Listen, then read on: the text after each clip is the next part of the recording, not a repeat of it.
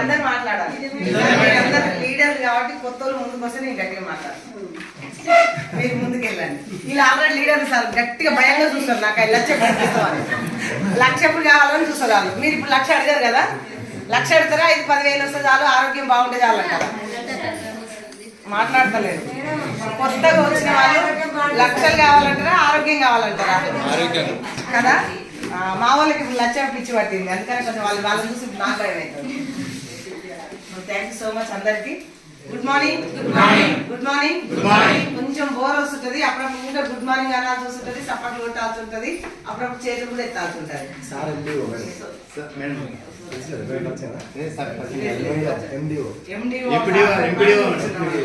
నిజంగా ప్రెస్టీజ్ లేకపోతే ఆ గేట్ కాదు, అక్కడ గేట్ ఉంటది కదా, అక్కడ కూడా మాకు పర్మిషన్ ఉండదు. నాకైతే ఉండదు, నాకు ఈ వాల్యూ లేదు. కానీ ఇంత పెద్ద వాళ్ళకు కూడా క్లాస్ చెప్పి ఒక టీచర్ లాగా నిలబడ్డంటే మాత్రం నేను ఎంచుకున్న వే గొప్పది, అంటే దారి గొప్పది. సో దారి బాగుంటే ఎంత దూరమే వెళ్ళొచ్చా లేదా? సో దారి లేకుండా ఎక్కువ జర్నీ చేస్తామా, చాలా ఇబ్బందులు కూడా వస్తుంటాయి. సో దారి గొప్పది. మీరు ఎట్లాగో ఇంటికి వచ్చినా ఇంక వేరే పని మీద వచ్చారు. బతలాడితే ఎంతమంది వచ్చారు? నాకు నిజం మాట్లాడటోళ్ళే కావాలి, అప్పుడే చెప్పాలి. అసలు బతలాడితే వచ్చినాం మేము అంటోళ్ళు ఎంతమంది? బతలాడిగా లేదా? సార్ మిమ్మల్ని ఎవరు బతలాడలేదా? మీరు బతలాడితే రాలేదా? ఉత్తిగా వచ్చిరా? మీరు నిజమే మాట్లాడాలి, హ్యాపీగా మాట్లాడాలి. మీటింగ్ అనగానే ఏదో ఇదో అదో అని టెన్షన్ పెట్టుకోకండి. ఫస్ట్ మైండ్ ఫ్రెష్ ఉంచండి. ఎందుకంటే ఇంట్లో అమ్మతోని, అక్కతోని, చెల్లెతోని ఎట్లుంటాం అట్లనే ఉండాలి.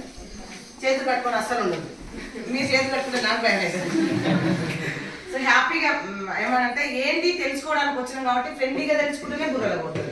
భయంతో వేరే పని మీద ఉన్నాను, లేదా వీళ్ళేదో బతలాడితే పట్టుకొచ్చారు కదా, వీళ్ళ కోసం తీసుకొచ్చారు కానీ మీ మైండ్లో బాగా క్వశ్చన్లు తిరిగినాయి అనుకో, అసలు టాపిక్ అర్థం కాదు. మీ మైండ్లో ఏది లేదు, ఎలాగో ఇంట్లో నుంచి వచ్చినాం. ఎస్ఆర్నో ఇంటి నుంచి వచ్చిరా, బయట నుంచి వచ్చిరా? ఇంటికాడ నుంచి వచ్చారు కదా. ఇంటికాడ నువ్వు ఇంట్లో నుంచి బయటకు వెళ్తుంటే 6 పంపించిరా, ఏదో ఒకటి గులిగిరా ఇంట్లో. నిజం చెప్పమన్నది. అందుకే నేను ఇప్పటిదాకా నిజమే మాట్లాడాలి అని చెప్పిన. నేను ఉన్నంతసేపు, తర్వాత మీ ఇష్టం. ఎంతమంది నిజం మాట్లాడుతున్నాను చేతులు ఎత్తమని చెప్పినా ఎవ్వరు ఎత్తలేదు ఇందాక. ఇప్పుడు నన్ను ఎత్తుతారా? ఎంతమంది నాతో నిజంగా మాట్లాడతారు ఇంతసేపు?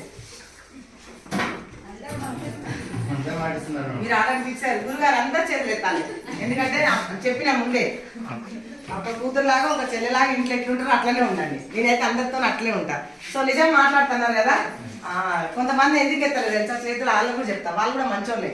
ఎందుకంటే అబద్ధాలు ఆడి ఆడి ఆడి ఆడి అలవాటు అయ్యింది బాణం అంతా. నిజమే కదా.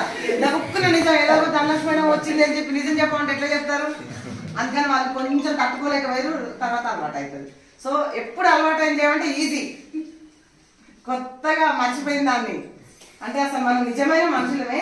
ఎప్పుడైతే ఎదుటి వాళ్ళని చూసి కంపేర్ చేసుకున్నామో, వాళ్ళలాగా ఉండాలి, వీళ్ళలాగా ఉండాలి, వీళ్ళలాగా ఉండాలి, ఇట్లాంటివి తెచ్చుకోవాలని ఎదుటి వాళ్ళని చూసి ఎప్పుడైతే మనం కంపేర్ చేసుకున్నామో మన అస్తిత్వాన్ని కోల్పోయాం. ఎస్ఆర్నో? ఎస్ఆర్నో? ఎస్ అంటే అవును అన్నట్టు, నో అంటే కాదన్నట్టు. ఈ ఇంగ్లీష్ వాళ్ళు వచ్చి ఇదో నేర్పించిపోయారు, అవునా కాదా అంట నేను. కానీ మా వాళ్ళు ఎస్ఆర్నో ఎస్ఆర్నో నేర్పించి నేను అదే అలవాటు చేసుకున్నాను. ఈ ఎవరితో సాహసం చేస్తే వస్తాయి. నేర్పించింది మీరే నాకు కూడా. ఎందుకంటే నాకు పెద్దగా ఇంగ్లీష్ రాదు, ఇంగ్లీష్ ఏం రాయను, తెలుగే రాస్తా, తెలుగు కూడా 1-2 రాస్తా. ఈ అక్షరాలు ఒత్తులు చెట్టాలు మళ్ళా పోతాయి. మళ్ళా నేను ఏమైనా చెక్కులు రాస్తా, 1-2 మాకు 9 అంకెలు కదా అవి. అంకెలేని 1 కోటి రూపాయలు రాసిన ఎన్ని నేర్చుకోవాలి? మాట్లాడండి. నిజమా కదా? 0 చాలా ఈజీ. ఇంకా నిజమా కదా? అది ఆ 9 అంకెలు నేర్చుకుంటే చాలు, కరోడ్పతి లిస్ట్ లో ఉండొచ్చు. ఆ 9 ఒకటి ఇప్పుడు అందరికి తెలుసా? 9 అంకెలు 1 2 3 4 5 6 7 8 9 ఎంత ఈజీగా అయిపోయింది చూడండి. Thank you so much. అందరు నవ్వించాలని విషయం నేను జోక్ చేసిన, జోక్ కాదు, ఇలాగనే ఉంటుంది మీటింగ్ అంతా. సో మధ్యలో అప్పుడప్పుడు అమర్షన్ కూడా వస్తుంటది. ఎవరు ఎక్కడ హట్ కావద్దు, ఇబ్బంది కూడా పడదు. సో అందరు మీ ఇష్టపూర్తిగానే వచ్చారు కదా. ఇప్పుడు ఈ గేట్ దాకా ఎట్లా వచ్చిరో నాకు సంబంధం లేదు. మీరు ఇంటికాడ బతలాడినా సంబంధం లేదు, వీళ్ళు ఇంకేమన్నా తెస్తాను చెప్పినా కూడా నాకు సంబంధం లేదు. వార్నింగ్స్ వస్తుంది కదా, అది కూడా ఉంటది. నేను కూడా పల్లెటూరు నుంచి వచ్చిన. మా సార్ అంటున్నాడు ఇప్పటిదాకా ఆ చెట్లు అవన్నీ వస్తుంటే అవి కనబడుతున్నాయి, దిగి తెంపుకొని దాని మా సార్ లేట్ అవుతుంది, అన్ని సార్ అరుస్తారు, మళ్ళీ మా సార్ బతలాడు పట్టుకొచ్చుకుని గొడవ పడతారని చెప్పి. ఏ చెట్టు చూసినా ఏదో ఒకటి కాయలు కనబడతా ఉంటాయి. కనబడుతున్నాయా లేవా? కొద్ది రోజులు అయితే మొత్తం శైలాలు అవే ఉంటాయి. ఇంకొంచెం అంత రాలేదు, పూతకే వస్తున్నాయి ఇప్పుడు. సో నా మైండ్ సెట్ పల్లెటూరు మైండ్ సెట్, నేను అలాగనే మాట్లాడతా. మేడం అనగానే పెద్ద పెద్ద కిరీటాలు పెట్టుకొని వస్తుందేమో, మరి 7 లక్షలు అంటుంది కదా, ఏం భయపడాలను, ఏందో అనుకున్నారు. ఏది కాదు, మీ ఇంట్లో మీ పర్సన్ లాగానే నేను ఉంటా, అలాగనే అర్థం చేసుకోండి. ఎందుకంటే అమ్మ అప్పుడప్పుడు కోపం వచ్చినప్పుడు, నవ్వు వచ్చినప్పుడు ఎట్లా చెప్తుంది, రెండు మీరు అనుభవిస్తారా, రోజు తీసుకుంటారు కదా. సో ఇంట్లో కూడా అంతే, కూతురు మీద కోపం వచ్చినా కొంచెం అలిగినా ఎట్లుంటుందో నేను కూడా గట్టినే ఉంటా. సో ఫస్ట్ మీటింగ్ కాబట్టి నేను ఇక్కడ ఎవరైతే వెస్టీజ్ అంటున్నారో, వెస్టీజ్ ని కంపెనీ లాగా చూస్తే మీరు ఆగిపోతారు. కంపెనీ లాగా కాదు, మంచి చెడు. సో కొన్ని మానవత్వ విలువలు ఉంటాయి, మనకేం కావాలో అర్థమవుతుంది. మీటింగ్ అంతా అయిపోతే నీకేం కావాలి, నువ్వు ఎలా చెయ్యాలి, ఇది నీకు అవసరమా కాదా మీరే డిసైడ్ చేసుకోవాల్సి ఉంటుంది. ఎస్ఆర్నో, ఎందుకంటే ఇది మీరు చేసేది కాబట్టి మీకు అర్థమైతేనే ముందుకెళ్తారు. నిజమా కాదా? సో ఇది మీకు అర్థం చేసుకోవడానికి ఒకరికి 10 నిమిషాలకే క్లారిటీ వస్తుంది, ఒకరికి అర్ధ గంట తర్వాత వస్తుంది, ఒకరికి మీటింగ్ అయిపోయిన తర్వాత వస్తుంది, ఇంకొందరికి ఇంకొక సంవత్సరం తర్వాత బుక్ వెళ్తుంది. కానీ మొత్తం మీద మాత్రం ఇది అందరికీ అర్థమయ్యేది. So thank you so much. కొత్త వచ్చింది కాబట్టి నన్ను నేను ఒక 5 నిమిషాలు పరిచయం చేసుకుంటా. వెస్టేజ్ ఎందుకు చేయాలి అనేది మీకు చెప్తా, ఎలా చేయాలో నెక్స్ట్ నేర్చుకుందాం. ఎస్ఆర్ ఇప్పుడు మనం పొలానికి వెళ్తున్నాం. పొలానికి ఎందుకు వెళ్ళాలని మీకు క్లారిటీ ఉందా? ఎందుకు పొలానికి ఎందుకు వెళ్ళాలని క్లారిటీ ఉంది? వ్యవసాయం ఏమంటారు ఇక్కడ పని చేసేటోళ్ళని? కూలి పని వ్యవసాయం అంటారా? మా సైడ్ వ్యవసాయం అంటారు, అంటే పొలం పని, బావి దగ్గరికి, చెక్క దగ్గరికి అంటారు. సో అక్కడికి ఎందుకు పోవాలని ఇంటికాడ ఒక మైండ్ లో ఫిక్స్ ఉందా లేదా? ఉందా? వ్యవసాయం ఎందుకు చెయ్యాలని ఒక క్లారిటీ ఇస్తారా ఎవరన్నా? పెద్దవాళ్ళు అంటారు. మనకొద్దు, మనకు అంకెతేనే ఉంటుంది. కామన్ ఒకసారి వ్యవసాయం ఎందుకు చేస్తారు?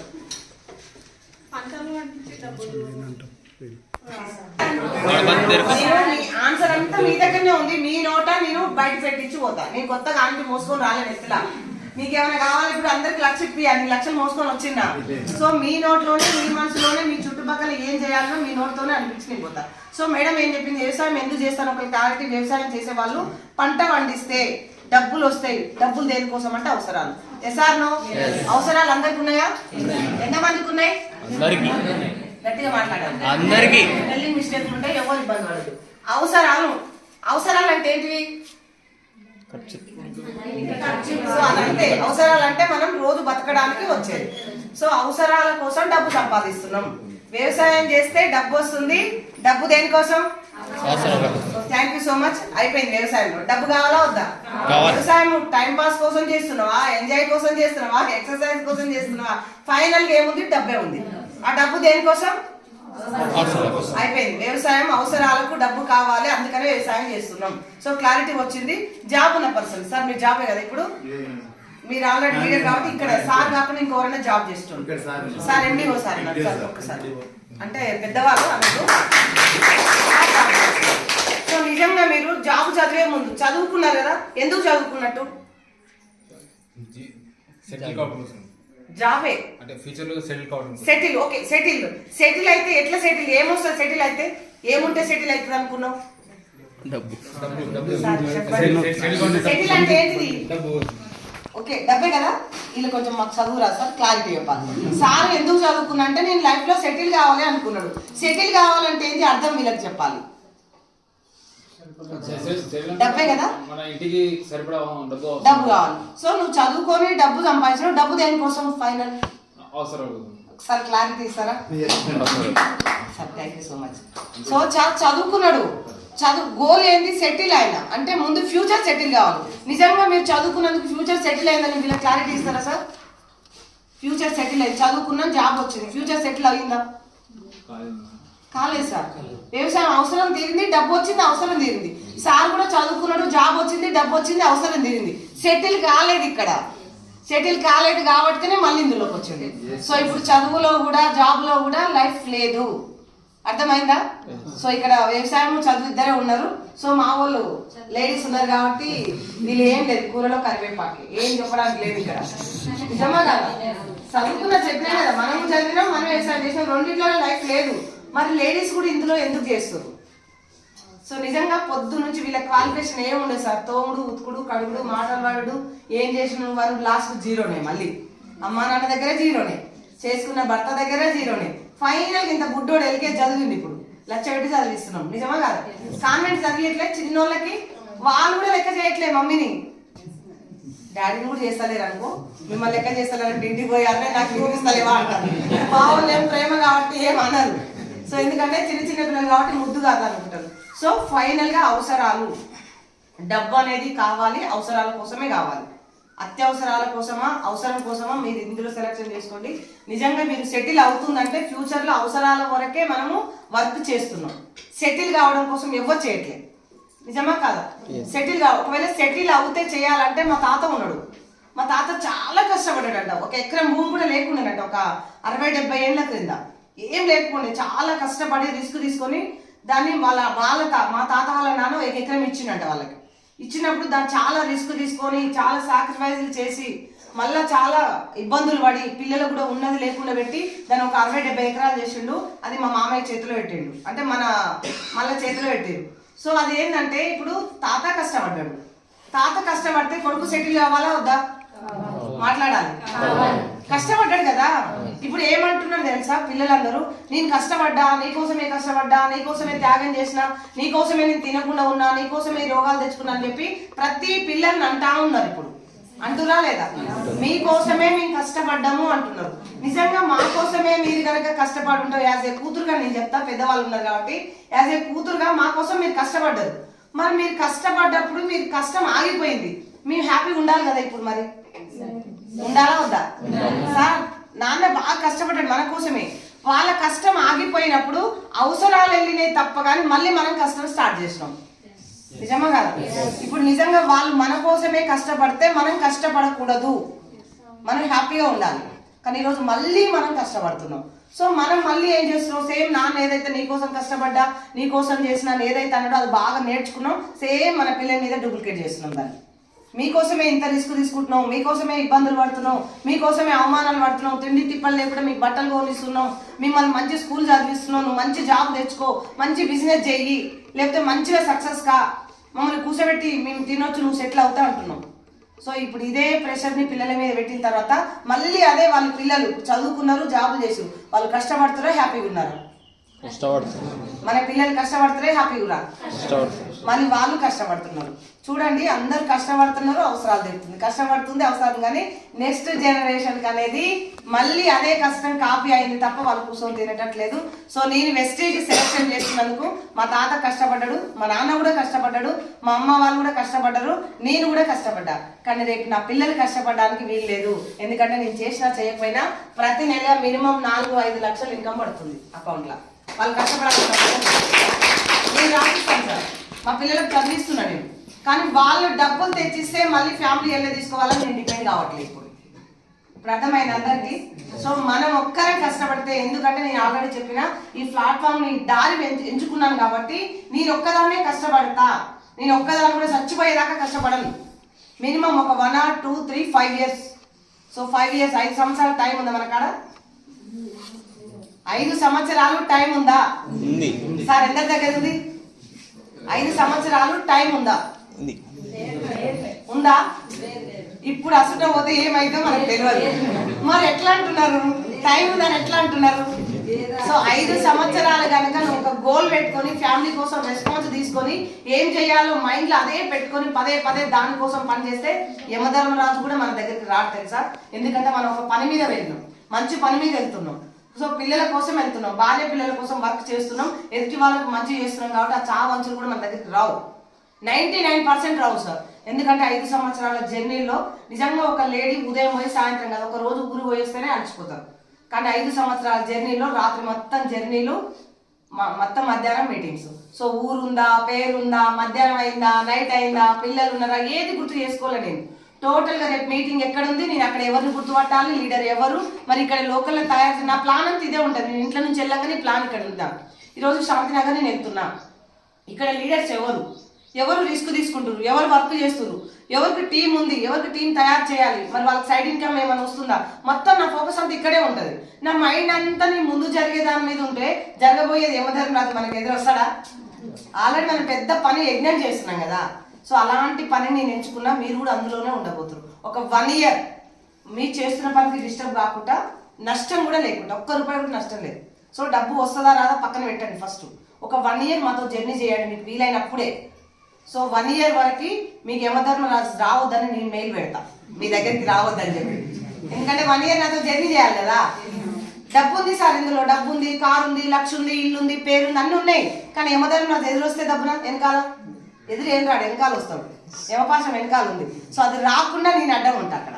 ఒకవేళ మిమ్మల్ని తీసుకుపోయే ప్లాన్ ఉన్నా నన్ను తీసుకుపోమని చెప్తా. కానీ 1 year మీరు మనసా వాచ త్రికరణ శుద్ధిగా ఏదైతే చేయాలనుకుంటారో దాన్ని ఒక గోల్ పెట్టుకొని ఒక 1 year మాతో జర్నీ చేస్తే సరిపోతుంది. నెలకు ఒక వారానికి వీలైతే, ఎందుకంటే ఎంత పెద్ద గవర్నమెంట్ జాబులకైనా వీక్లీ ఒక రోజు టైం ఉంటుంది. ఉంటుందా ఉండదా? సో లేకపోతే ఆ వీక్లీ కూడా టైం ఉండదు. నాకు 1 గంట రెస్ట్ దొరుకుతుంది. అంటే మీరు ఓవర్ టైం ఓటీ అంటుంటారు. సో చాలా పని ఉన్నా మనం 1 గంట ఎక్స్ట్రా చేస్తే డబ్బు వస్తుందని తెలుస్తుంది అందరికి. ఉన్నాయో లేవో కొన్ని పనులు పొద్దున్న దాకా చేస్తారు, పొద్దుకంతా మళ్ళీ ఏదైనా పని చేస్తే డబ్బు వస్తుందని చెప్తారు కొంతమంది. అయినా పనికి సిద్ధమవుతారు. చూసినావా? దేనికోసం? గట్టిగా అగో ఎక్స్ట్రా పని చేస్తున్నా అన్న ఒక మైండ్ మీ మైండ్ లో పెట్టుకోరు. వెస్టేజ్ అనుకోకండి. నేను నా పని నేను చేస్తున్నా, నా వ్యవసాయం నేను చేస్తున్నా, నా జాబ్ నేను చేస్తున్నా, లేకపోతే నా పొలిటికల్ నేను చేస్తున్నా, నా కూలి నేను చేస్తున్నా, కానీ ఎక్స్ట్రా డబ్బు రావడానికి వెస్టేజ్ చేస్తున్నా అనుకోండి. అంతే. ఈజీ ఉందా లేదా? ఎక్స్ట్రా పని చేస్తున్నా డబ్బు వస్తుంది అంటే చాలా ఎనర్జీగా వర్క్ చేస్తాం తెలుసా. ఆ విషయం అందరూ తెలియదు. నిజంగా పొద్దు దాకా పని చేసి ఉండదు. ఎక్స్ట్రా పని చేస్తే తొందరగా డబ్బులు వస్తాయన్న దానికి వాళ్ళు మళ్ళీ మొదట పని మొదలు పెట్టినట్టే మొదలు పెడతారు ఎక్స్ట్రా పని కోసం. సో వెస్టీజ్ కూడా ఎట్లా మొదలు పెట్టాలంటే, నేను అది చేస్తున్నా, ఇది చేస్తున్నా, అలసిపోయినా, వినట్లేదు, చెయ్యట్లేదు, కొంటలేదు అనుకుంటా నేను కొత్త పని మొదలు పెడుతున్నా. అన్ని పనులు, ఈ పనిలో నేను సక్సెస్ అయితే నేను అన్ని పనులు పని చేయొచ్చు. అన్ని పనులు చేయడం బాగుందా, ఒకే ఒక పని చేయడం బాగుందా? అందరు మాట్లాడాలి. నేను మాట్లాడకపోతే నా భాష అర్థమవుతలేదు అనుకుంటా. ఇక్కడ తెలుగు భాష అందరిది, కొంచెం అసట పోతే తెలుగు కాదు, ఇక్కడ మాత్రం తెలుగే కదా. సో అందుకనే అన్ని పనులు చేసి అలసిపోయి బేజారెత్తి పానం ఖరాబ్ చేసుకొని 10 మందిలో పరువు లేకుండా అప్పుల పాలయ్యి ఇబ్బంది పాలయ్యి అందరిని దూరం చేసుకోవడం కంటే ఒకే ఒక్క పనిని ఎంచుకొని నీ చేస్తున్న పని ఇందులో డబ్బు వచ్చేదాకా దీన్ని ఒక్కదాన్ని పట్టుకొని వెళ్తే నలుగురికి సహాయం చేయొచ్చు. మన ఫ్యామిలీకి ఫినిషింగ్ ఒక 3 తరాలకు ఫినిషింగ్ వేసుకుంటాం. ఫినిషింగ్ అంటే కంచ, ఇనుప కంచ లాంటిది మనది. సో ఈ రోజు నేను ఇక్కడికి వచ్చిన అంటే చాలా మంది మీరు అందరూ ఏమనుకుంటారంటే, మేడం మా కోసం వచ్చిందని హ్యాపీగా ఫీల్ అయ్యి వీళ్ళంతా రాధమ్మ ఎదురే వచ్చింది డైరెక్ట్ అంటే హ్యాపీగా ఫీల్ అవుతారు. కానీ నేనేమనుకున్నా తెలుసా, నా కుటుంబానికి శాంతినగర్ ఇంకో ఫినిషింగ్ అనుకొని నేను వచ్చిన. సో నా కోసం అనుకుంటే నేను ఇక్కడికి వస్తా, మీకోసం అనుకుంటే నేను వస్తానా? SR no? సో మీరు కూడా మీకోసం అనుకోనే ఇందులోకి రావాలి. వేరే వాళ్ళ కోసం అస్సలు అనుకోవద్దు. అలా అనుకున్నారంటే పని చేయబుద్ది కాదు. ఏదైనా సరే నాకు వస్తుంది అంటే, ఈరోజు నాకు ఒక్కదానికే వస్తుందంటే మీరు వచ్చి ఇక్కడ కూర్చుంటారా? నా కోసం అనుకొని నేను వచ్చిన. శాంతినగర్లో టీం చేస్తే లీడర్లు తయారైతే ఇంకొక ఫినిషింగ్ ఉంటుంది, ఇంకో 1 లక్ష చెక్కు పెరుగుతుంది నాకు. అది నేను అనుకున్నా. కానీ నాకు ఒక్కదానికే వస్తుందంటే మీరు వస్తారా? లేదు, మీకే లక్ష్యించాలని నేను వచ్చిన. కానీ మీ ఒక్కరికే వస్తుంది, నాకు రాదంటే నేను వస్తానా? ఇక్కడ ఇద్దరికి ఏమైంది? ఇద్దరికి ఉంది. నీకు వస్తుంది, నాకు వస్తుంది. ఇందులో మోసం కనిపించింది ఏమన్నా? ఎసార్నో? ఇద్దరికి వస్తుంది కాబట్టి ఇది కలిసి చేసే బిజినెస్. ఇదే టీం వర్క్ అంటారు. సో ఏ పని అయినా మనం ఒక్కరమే చేయాలి. కూలైనా ఒక్కరమే చేయాలి, జాబ్ అయినా ఒక్కరమే చేయాలి, చదవడమైనా ఒక్కరే చదవాలి, మోసమైనా ఒక్కరే చేయాలి, మర్డర్లు కూడా ఒక్కరే చేయాలి. 2-3 చేస్తే దొంగలు బయటకు వస్తారు. నిజమా కాదా? తప్పు చేసినా ఒక్కరే చేయాలి సార్. 2-3 చేస్తే బయట పడేస్తారు. తెలుగు కలడు కూడా నేను అన్న తోసి పడేస్తాడు. నిజమా కాదా? కానీ వెస్టీజ్ లో మాత్రం ఒక్కరితో అయ్యేది కాదు, ఒక టీంను ఫామ్ చేసుకోవాలి. సో టీంను ఫామ్ చేసుకోవాలంటే ఎదుటి పర్సన్ తో మంచిగా మాట్లాడాలి, వాళ్ళని తీసుకురావాలి, నీకు అర్థమైంది చెప్పాలి, నీకు చెప్పకపోతే తెలియదు అని చెప్పి నిన్ను తీసుకొచ్చిన వాళ్ళతో కనెక్ట్ చేయించాలి. సో ఇది టీం వర్క్ అంటారు. అందుకని చాలా మంది వెస్టీజ్ చేయమంటే నా వల్ల కాదు, నీ వల్ల కాదు, నిజంగా కాదు, నేను రాసిస్తా. నీ వల్ల ఏమైంది ఇప్పటిదాకా? ఒక్కసారి నా వల్ల ఏమైంది చెప్పండి. నా వల్ల ఏం కాలేదు. వెస్టీజ్ లేకపోతే నా వల్ల ఏది కాదు. ఒకవేళ వెస్టీజ్లో నేను టీం చేయకపోతే కూడా నా వల్ల కాదు. నేను ఒక్కదాన్ని, టీం లేకపోతే నేను ఒక్కదాన్ని. సార్ మళ్ళీ హౌస్ వైఫ్, నాది కిచెనే, నా ప్లాట్ఫామ్ కిచెన్. ఈ ప్లాట్ఫామ్ నాది కాదు, ఇది దేవుడిచ్చిన వరం, నా అప్లైనర్ త్రోలో వచ్చిన వరం ఇది. అంతే, నాది కాదు ఈ ప్లాట్ఫామ్. నా ప్లాట్ఫామ్ ఏంటంటే కిచెన్. పప్పులు ఉప్పులు గిన్నెలకు తెలుసు నా బాధలేదు. ఎసార్నో? ఎవరు ఆడవాళ్ళు పోయి ఏడ తెలుసా ఏడ్చేది? ఏడేస్తారు. బెడ్రూమ్ లో సార్ ఉంటాడు, బయట హాల్లో పిల్లలు పెద్దలో ఉంటారు, బజార్లో జనాలు ఉంటారు. ఏడేస్తారు అందరు పోయి. మీరేడేస్తారు సార్? వీళ్ళు అక్కడే ఏడుస్తారు. నిజమా కాదా? అర్థమైందా? లేడీస్ ఎక్కువ ఏడ్చేది ఎక్కడ? కిచెన్ లా. మీరు ఏడ్చేది ఎక్కడ? అది ఆ షాప్ లా. అరే నాకు అప్పులు ఉన్నాయి, ఇట్లున్నాయి, మా యామ తిట్టింది, మా అత్తగారు పెట్టలేదు, మా అమ్మాయి పెట్టలేదు, వీళ్ళు సంపాదించదని ఒకరి మీద ఒకరు ఏడుస్తారు. కథం మళ్ళీ ఇంటికి వచ్చి మళ్ళీ సపదాకు ఒప్పుకుంటారు. సో మా వాళ్ళేమో ప్రతిదీ కిచెన్లోనే చెప్పుకుంటారు. సో ఎందుకంటే చాలా ఫస్ట్ టైం ఎక్కువ జెంట్స్ ఉన్నారు, ఇక లేడీస్ తక్కువ ఉన్నారు కాబట్టి నేను మీకు వెస్టేజ్ ఎలా స్టార్ట్ చేయాలి స్లోగా తీసుకొని ఎక్కడ ప్రెస్టేషన్ లేకుండా ఇబ్బంది లేకుండా ఏదో చేస్తున్నామని కొట్లాడకుండా ప్రశాంతంగా ఎవరికి తోచినంత వాళ్ళు ఇంత ఉండదు. ఎవరి చేతనైందని వాళ్ళే చేయండి. చేసిన వాళ్ళని చూసి ఆగేది లేదు, ఆగిన వాళ్ళని చూసి మనం నిద్రపోయేది లేదు ఇక్కడ. సో అందుకని ఎవరి చేతనైంది వాళ్ళు చేయొచ్చు, అందరూ కూడా చేయొచ్చు. చెయ్యను అనుకుంటే ఎవరిని చేయలేదు. ఈరోజు నేను చెయ్యను అనుకుంటే ఇక్కడ దాకా వచ్చేది చేస్తా అనుకొని వచ్చిన. సో నేను వెస్టేజ్ ప్లాట్ఫామ్ రాకముందు నా పేరు వచ్చేసి ధనలక్ష్మి శంకర్, మాది నల్గొండ డిస్ట్రిక్ట్ నామాపురం, చిన్న పల్లెటూరు. ఇక్కడ ఊరికి వచ్చిన కదా, ఈ ఊరని ఇంత బాగుంది కానీ మా ఊరు ఇంత బాగుండదు. ఎందుకంటే కాలువలు పొలాలు ఇవన్నీ ఉన్నాయి, మా ఊరికి ఏం లేదు, చాలా పల్లెటూరు. ఇప్పుడు కూడా పెద్దగా ఏం చేంజ్ కాలేదు, కొంచెం కొంచెం హైదరాబాద్కి వచ్చిన పిల్లలు కాబట్టి ఇప్పుడు పోయి మళ్ళీ చిన్నగా పూరి గుడిసెలు ఆ మిద్ద గోడలు తీసి జరగ స్లాబులు కూసి వచ్చారు అంతే. పెద్దగా మరి అదే బస్సు ఇప్పటిదాకా ఉంది.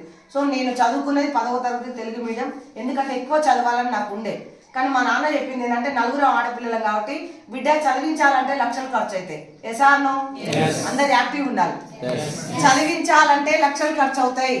పెద్ద చదువులు చదివించాలంటే ఉన్న ఊళ్ళో ఫ్రీగా వస్తుంది, బుక్కులు ఫ్రీ ఇస్తారు, బ్యాగులు ఫ్రీ ఇస్తారు, లంచ్ ఫ్రీ ఇస్తారు, మంచిగా తినడం రావడం ఇప్పుడు ఓకే. కానీ బయట చదువులకు వెళ్ళాలంటే లక్షలు ఖర్చు అవుతాయి. కానీ ఆ లక్షల తర్వాత ఆ లక్షలు దాచిపెడితే చెల్లెలకు పెళ్ళిళ్ళు అయితే నువ్వు చదువు బంద్ చేయమంటే నేను వెమ్మటే చదువు 10 అయిపోగానే చదువు బంద్ చేసిన. సో ఊళ్ళలో ఏంటంటే ఒక 20 years బ్యాక్ చిన్నప్పుడే పెళ్లి చేసేటోళ్ళు, మెచ్యూర్ కాగానే చేసేటోళ్ళు. సో అట్లా నాకు కూడా 10వ తరగతి అయిపోగానే మ్యారేజ్ అయింది. ఇప్పటిదాకా నాతో పాటు నిలబడ్డ నల్లకోటి సార్ చూసిరు అందరూ. కటౌట్ బాగుంది కదా, చూస్తే హీరో లాక్కుంటాడు. అయ్యో కటౌట్ బాగానే ఉంది, కాలు చేతులు కూడా కరెక్ట్ ఉన్నాయి. కాలు చేతులు లేకుండా మనం పెద్దగా వెళ్ళవచ్చు. అన్ని బాగున్నాయి, కాలు చేతులు బాగానే ఉన్నాయి, తలకాయ మంచిగా పని చేస్తుంది, చూస్తే హీరో లాక్కున్నాడు, పెద్ద మనిషి మళ్ళీ లీడర్. ఒక ఊళ్ళో జనాలలో లీడర్ అంటారా అనరా? యూత్లో ఏం చేస్తారు సార్, జనరాల అమ్మ అయ్య 10 రూపాయలు జేబులో పెట్టి తెల్ల బట్టలు వేసి కొడతా, నువ్వు కొంచెం బయట కాలర్ వేసుకొని తిరుగుపో అని చెప్తే ఇక చుట్టుపక్కల చూస్తారా చూడరా? ఇక గట్ల మా సార్ని మా అత్త మామ ఏం చేసినంటే హీరో లాగా చేయాలి, కొడుకుని ఒకడే కొడుకు కదా అని చెప్పి హీరో లాగా తయారు చేస్తే హీరోలే అయిపోయింది అక్కడ. సో ఆ జనాలంతా చుట్టూ ఉండేసరికి అందరూ ఏం చేసినంటే మ్యారేజ్ కాగానే ఎట్లా మంచిగా పైసలు ఉన్నాయి, కట్నం పైసలు ఉంటాయా ఉండయా, ఒక పైసలు ఉన్నాయి, కొంచెం మాటలు కూడా మంచిగానే వస్తాయి. ఇక ఎట్లా పోతావు ఊరికే పట్టణంకి బతుకు తెరువు కోసం ఏమవుతుంది, ఇక్కడనే ఉన్నావు కదా, ఇక నువ్వు ఊళ్ళో నిలబడి ఎంపీటీసీ అని చెప్పి లీడర్గా చేసారు. డబ్బులు ఇస్తేనే లీడర్ అవుతామా, డబ్బులు ఇవ్వకుండా అవుతామా? సార్ ఎంపీటీసీ కావాలంటే డబ్బులు కావాలా వద్దా? మాట్లాడట్లేదు అందరు. ఇక్కడ ఎవరు ఉన్నారా ఎవరన్నా ఎంపీటీసీలు కానీ సర్పంచ్ కానీ వార్డు మెంబర్ సార్ సర్పంచ్ చేశారు, ఆయన కాకుండా ఇంకొకరు ఉంటే మీకు అట్లా తోడు ఉండాలి. ఎందుకంటే మేమిద్దరం లీడర్లే కాబట్టి వీళ్ళిద్దరు ఏదో పదులుకున్నట్టు అనుకున్నారు. మళ్ళీ వాళ్ళని పొలిటికల్ లీడర్ ఉంటుంది. సో అట్లా లీడర్ గా 10 లక్షలు ఖర్చు పెట్టి ఎంపీటీసీగా నిలబడ్డాడు. 2006లో మేము ఎంపీటీసీగా ఉన్నాము. సో అక్కడ 10 లక్షలు ఖర్చు పెడితే మా సార్ ఏం చేసిందంటే తెలివి ఉంది బాగానే, నేను ఎట్లా చెప్తా అట్లా మనోళ్ళంతా ఈ 10ని 12 చేయొచ్చు అనుకున్నాడు. చెయ్యాలా వద్దా? చెయ్యాలి, దేవుడు ఊరుకోడు మళ్ళీ చేయకపోతే. 10ని 12 లక్షలు సంపాదించాలి పక్క. మరి 10 లక్షలు పెట్టింది దేనికి? మా సార్ ఏం చేసింది, 10 లక్షలు ఎట్లా పెట్టుబడి పెట్టినా కాబట్టి ఓ 12 సంపాదిద్దాం అనుకోండి. నిజంగా 12 ఒక్క రూపాయి పెరగకుండా తగ్గకుండా 5 సంవత్సరాల్లో 12 లక్షల అప్పుతోని కట్టుబట్టలతో బయటకు వచ్చినాం సార్. ఎందుకంటే పొలిటికల్ అనేది మమ్మల్ని చాలా డేంజర్లోకి తీసుకెళ్ళింది. మంచిగున్న లైఫ్లో ఉన్న ఊరే కాబట్టి, అమ్మ వాళ్ళది అదే ఊరు, బావనే కాబట్టి ఊళ్ళో పెళ్లి చేసిరు. కొంచెం ఉన్న వాళ్ళంతా చాలా దూరం అయ్యారు, ఎందుకంటే అదే ఊరు కదా. పొలిటికల్ అందరూ ఒక సేమ్ ఉంటారు, అయిపోయేసరికి గొడవలు వస్తూనే ఉంటే అంత డివైడ్ అయిపోయింది. అక్కడ ఎవరు అమ్మ వాళ్ళు అత్త వాళ్ళు అనేటోళ్ళు ఎవరు లేరు, అందరు శత్రువులే తయారయ్యారు. చేతిలో 1 రూపాయి లేదు, 12 లక్షల అప్పుతోని పదవి పోయింది, ఎవరు రెస్పెక్ట్ కూడా ఇవ్వలేదు. కట్టుబట్టలతోటి మీకంటే బాగా బతుకుతాం చూడని చెప్పి గొడవలతోనే ఛాలెంజ్తోనే హైదరాబాద్కి వచ్చినాం. బతుకు తెరువు కోసం మాత్రమే పోయినాం. మేమేనా అందరా?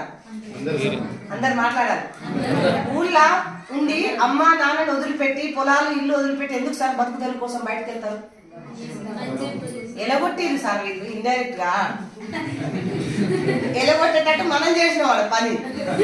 ఊళ్ళో ఉన్న వాళ్ళు మనం ఎలగొడతారు. ఎందుకు ఎలగొడతారంటే మనం చేసింది అట్లాంటి ఉద్దరికం కాబట్టి. సో అట్లా అంటే అక్కడ ఏంటంటే గొడవలతోనే బయటకు వస్తాం. మంచిగా ఎవరైనా తట్టా బుట్ట ఉప్పు కాపురం చదివి మంచిగా బస్సులు ఎక్కించి ట్రైన్ టికెట్లు బుక్ చేసి బతుకుబూరని తోలిస్తురా? ఇంట్లో పంచాయి పెట్టుకొని ఉప్పు కారం గిన్నెలు బయటేసి బయట తోలిచ్చిరా? ఒప్పుకోండి. సో రియల్ జీవితం ఇది సార్. ఎందుకంటే చాలా మంది ఉన్న ఊర్లు వదిలిపెట్టి ఎందుకు బతుకు తెరువు కోసం వస్తారంటే ఇక్కడ బతకలేక, ఇక్కడ తగ్గి పని చేయలేక, అక్కడ బాత్రూమ్ కడిగినా ఏం కాదు, ఇక్కడ తగ్గలేక, మన వాళ్ళ ముందు తగ్గలేక. ఎవరు సార్? అమ్మ నాన్న అక్క చెల్లి పాలోళ్ళు అన్నతమ్ములు బాబాయిలు పిన్నిలే కదా. వీళ్ళందరూ ఎవరు? ఊళ్ళో ఉన్నోళ్ళంతా శత్రువుల మనకి. వీళ్ళ ముందు తగ్గలేక అక్కడ పోయి బాత్రూమ్ అయినా కడిగేస్తారని మేము బాగా బతికినామని చూపించాలి.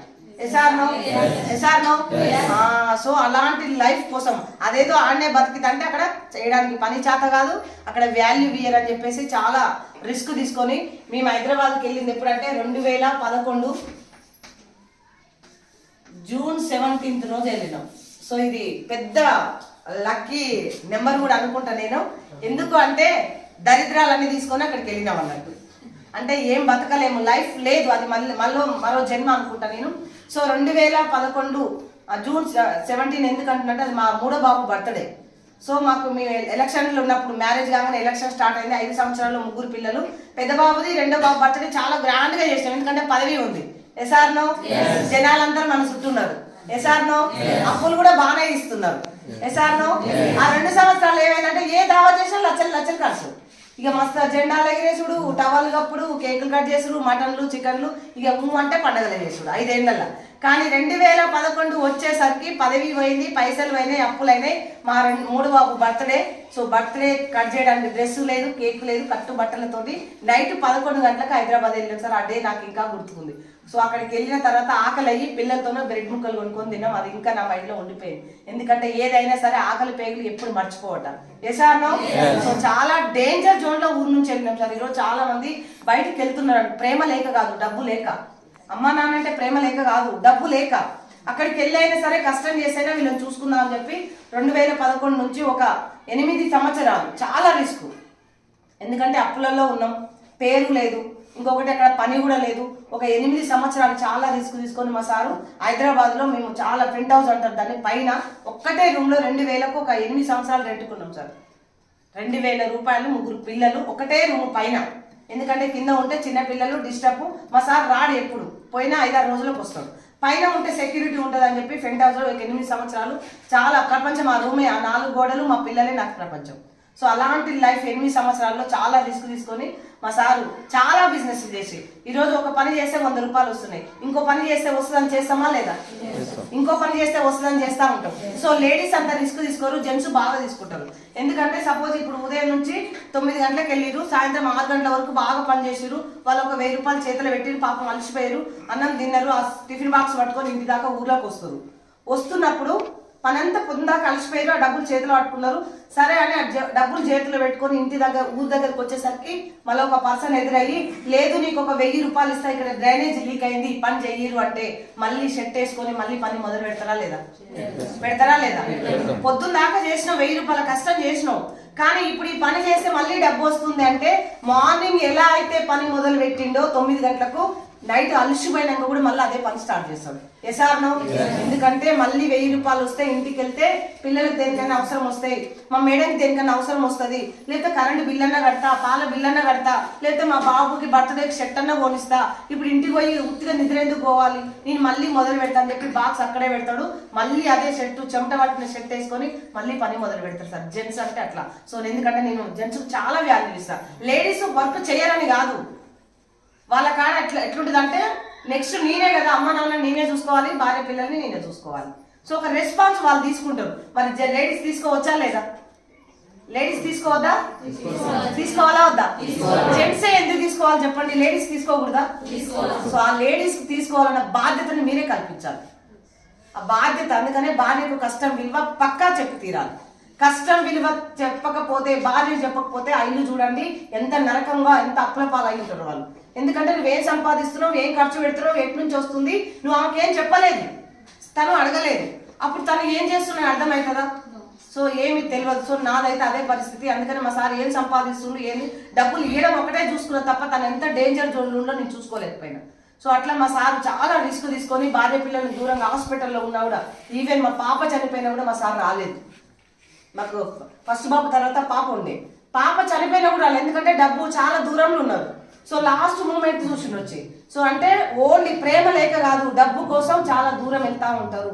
సో అలాంటి సిచ్యువేషన్లో 2019 వరకు మంచి లైఫ్ అయితే లీడ్ చేసాం. కష్టాల పాలయ్యి మా సార్ చాలా తీసుకొని ఇల్లు, కారు, ఇంట్లో పని మనిషి, తుర్కేంజాల్లో ఓన్ హౌస్ ఉంటుంది, 2 ఫ్లోర్లు, 2 కోట్లు ఉంటుంది ఇల్లు. సో మంచి లైఫ్ లీడ్ చేస్తున్నాం. అన్ని కష్టాల తర్వాత మా సార్ చాలా రియల్ ఎస్టేట్, పొలిటికల్, ఇంకా చాలా చాలా బిజినెస్లు చేసి ఒక్కడే రిస్క్ తీసుకొని ఎక్కడ ఏముందో తెలియకుండా మాకేం చెప్పకుండా 2019 వరకు మాకు ఇల్లు, కారు, ఇంట్లో పని మనిషి అన్నీ ఉన్నప్పుడు మీకు ఎట్లయితే మీటింగ్ ఉంది అని చెప్పి మీ ఇంటికి ఎట్లయితే వచ్చి వస్తువులు వాడుకుంటే ఆరోగ్యం బాగుంటుంది, డబ్బులు వస్తాయని ఎట్లయితే చెప్పారో నాకు కూడా 2019లో నవంబర్ 17 రోజు నాకు వెస్టీజ్ వచ్చింది మా ఇంటికి. క్లాప్ ఇస్తారా ఒకసారి? మా ఇంటికి వచ్చింది 2019లో నాకు వెస్టీజ్ వచ్చింది. సో ఇప్పటికి 6 సంవత్సరాలు కంప్లీట్ కదా, 7 సంవత్సరం కూడా పడుతుంది నవంబర్ వస్తే. సో అంటే 7 సంవత్సరాలు అవుతుంది నిజంగా. నాకు ఎప్పుడైతే 2019 నవంబర్ 17 రోజు మా ఇంటికి వచ్చి చెప్పారు, ఫస్ట్ ఏం చెప్పినందుకు మా అన్నయ్య త్రోలో పరిచయం అయింది. ఎందుకంటే నేను వాళ్ళ ఇంటికి వెళ్ళినప్పుడు వాళ్ళ ఇంట్లో ఒక 3 రోజులు ఉండాల్సి వచ్చింది. పొద్దున్న లేస్తే సాయంత్రం దాకా అవే వాడిన. ఇవి ఏవైతే సబ్బు, పేస్ట్, నూనె, టీ పొడి ఉన్నాయో వాళ్ళ ఇంట్లో ఉన్నాయి. ఫంక్షన్కి అనుకోకుండా వెళ్తే అవి వాడినాము. అవి వాడినప్పుడు అవి నాకు మంచిగా అనిపించినాయి. ఆ 3 రోజుల తర్వాత మళ్ళీ మా ఇంటికి వచ్చిన అవి వాడినాక ఇవి వాడేసరికి నాకు డిఫరెంట్ వచ్చింది. అరే ఇన్ని రోజులు వాళ్ళ ఇంట్లో ఉన్నప్పుడు మంచిగా ఉన్నాయి, మళ్ళీ మనం ఇవి వాడేసరికి నచ్చట్లేదు, ఇవి ఎక్కడ తెచ్చుకోవాలని అడగడంతో ఒక 7 నెలల తర్వాత, సో నేను ఐడి ఇవ్వడం కంటే ముందు, నవంబర్ కంటే ముందు జూన్లో వాళ్ళ ఇంటికి వెళ్ళిన సమ్మర్ హాలిడేస్లలో ఆ 3 రోజులు వాళ్ళ ఇంట్లో వాడిన తర్వాత మళ్ళీ 6 నెలల తర్వాత వాళ్ళకి ఫోన్ చేస్తే ఇవి ఎక్కడ తెచ్చుకోవాలని చెప్పి డబ్బా పట్టుకొని ప్రతి ఫోటో తీసుకొచ్చుకున్నా. సో ఈ డబ్బా పట్టుకొని ప్రతి కిరాణా షాప్లో అడిగిన, ఇది ఎక్కడ దొరుకుతుంది, ఏ షాప్ వాళ్ళు చెప్పాలి, ఇది ఎక్కడ ఉంటుందో మాకు తెలియదు. సో మా చుట్టాలకు, మా ఫ్రెండ్స్ కూడా వాట్సాప్ పెట్టిన, ఈ డబ్బాలు ఎక్కడ దొరుకుతాయి, మీ ఊళ్ళో కనుక షాప్లో ఉంటే నాకు ఇవి కావాలి. ఎందుకంటే వాళ్ళ ఇంట్లో నేను వాడుకున్నా, నాకు ఈ కంపెనీ బిజినెస్ ఏం తెలియదు, వాళ్ళ ఇంట్లో వాడినాను కాబట్టి నాకు ఇవి కావాలి అంతే. సో నేను చాలా మందికి వాట్సాప్ చేసినా ఎవరు దొరకలేదు అంటారు. ఎక్కడ దొరుకుతాయి ఎవరైతే వాడిరో వాళ్ళకే ఫోన్ చేసిన, ఇగో మీ ఇంట్లో ఉన్న సామాన్ నేను ఫోటో తీసుకొచ్చుకున్నా, ఏ షాపులలో లేవు. ఎంజాలో 40 షాపులు ఉన్నాయి, 40 షాపులలో దొరకలేదు. ఇవి ఎక్కడ దొరుకుతాయని వాళ్ళకే క్వశ్చన్ వేస్తే ఏడబడతాయి, ఆడి దొరకవు, ఐడి తీసుకుంటే యాప్ ఉంటుంది, లొకేషన్లో మనకు స్టోర్లు కనబడతాయి, ఆ స్టోర్ కార్డు పోయి తెచ్చుకోవాలి. ఆ స్టోర్ కార్డుకి వెళ్ళాలంటే మనకు ఐడి ఉండాలి, వచ్చి చెప్తా అని చెప్తే మా ఇంటికి నవంబర్ 17, 2019లో వచ్చారు. సేమ్ ఇట్లనే వాడుకుంటే ఆరోగ్యం బాగుంటుంది, చెప్పితే డబ్బులు వస్తాయని చెప్పారు. కానీ నేను ఒక్కటే కాన్సెప్ట్ వాళ్ళు చెప్పిన, డబ్బులు చెప్పితే డబ్బులు వచ్చేది ఎక్కడ లేదు. ఉందా సార్ ఎక్కడన్నా? బాగుంది, పంట బాగా వండింది అని చెప్తే డబ్బులు ఇస్తారా ఎవరన్నా? చీర బాగుందని ఒక చీర కొనుక్కొచ్చుకున్నావు, ఆ షాప్ పేరు చెప్తే డబ్బులు ఇచ్చిరా ఎవరన్నా? రోడ్డు మీద టీ తాగినావు, టీ బాగుందని చెప్తే ఎవరన్నా డబ్బులు ఇచ్చిరా? ఒక మటన్ కొట్టు దగ్గర బిర్యానీ తినేదు, మటన్ తెచ్చినావు, అక్కడ బాగుందని చెప్తే ఎవరన్నా ఇచ్చిరా? బాగుంది అని చెప్తే డబ్బులు ఎట్లా వస్తాయి? చెప్పితే ఎట్లా వస్తాయి? కష్టం చేస్తే డబ్బు రావట్లేదు, కూలీ చేస్తే డబ్బు రావట్లేదు, చదువుకొని 20-25 వేలు జాబులు చేస్తే రావట్లేదు, ఆ మోసం చేస్తే రావట్లేదు, లక్షలు పెట్టుబడి చేసి రిస్క్ తీసుకుంటే రావట్లేదు, ఉత్తిగా చెప్తే డబ్బులు ఎట్లా వస్తాయి? సో నాకు అది వెంటనే కొంచెం నాకు ఆపోజిట్ అనిపించింది, ఏదో నాకు సంబంధం లేదాగా అనిపించింది. ఏదో నేను వాడుకోమంటే మిమ్మల్ని రమ్మని నాకు ఐడియా ఇవ్వమని చెప్పినాను, కానీ ఇది చెప్తే పైసలు వస్తాయి, లక్ష వస్తుంది, కారు వస్తుంది అంతే ఏదో చెప్తున్నారు, నన్ను ఏదో కొంచెం గోల్మాల్ చేస్తున్నారు. మా ఆయన వస్తే నన్ను తిడతాడు, నన్ను కలిపి తిడతాడు, మీరు తొందరగా ఓరి అని చెప్పి ఐడి ఇవ్వంగానే వెంటనే వాళ్ళని తోలేసిన. సో అప్లైనా ఆ రోజు తోలినా మళ్ళీ మా ఇంటికి రాలేదు సార్, ఇంకా సొంత మా అన్ననే అయినా మా ఇంటికి రాలేదు ఇంకా. అయినా సరే 1,80,00,000 రాలేసిన.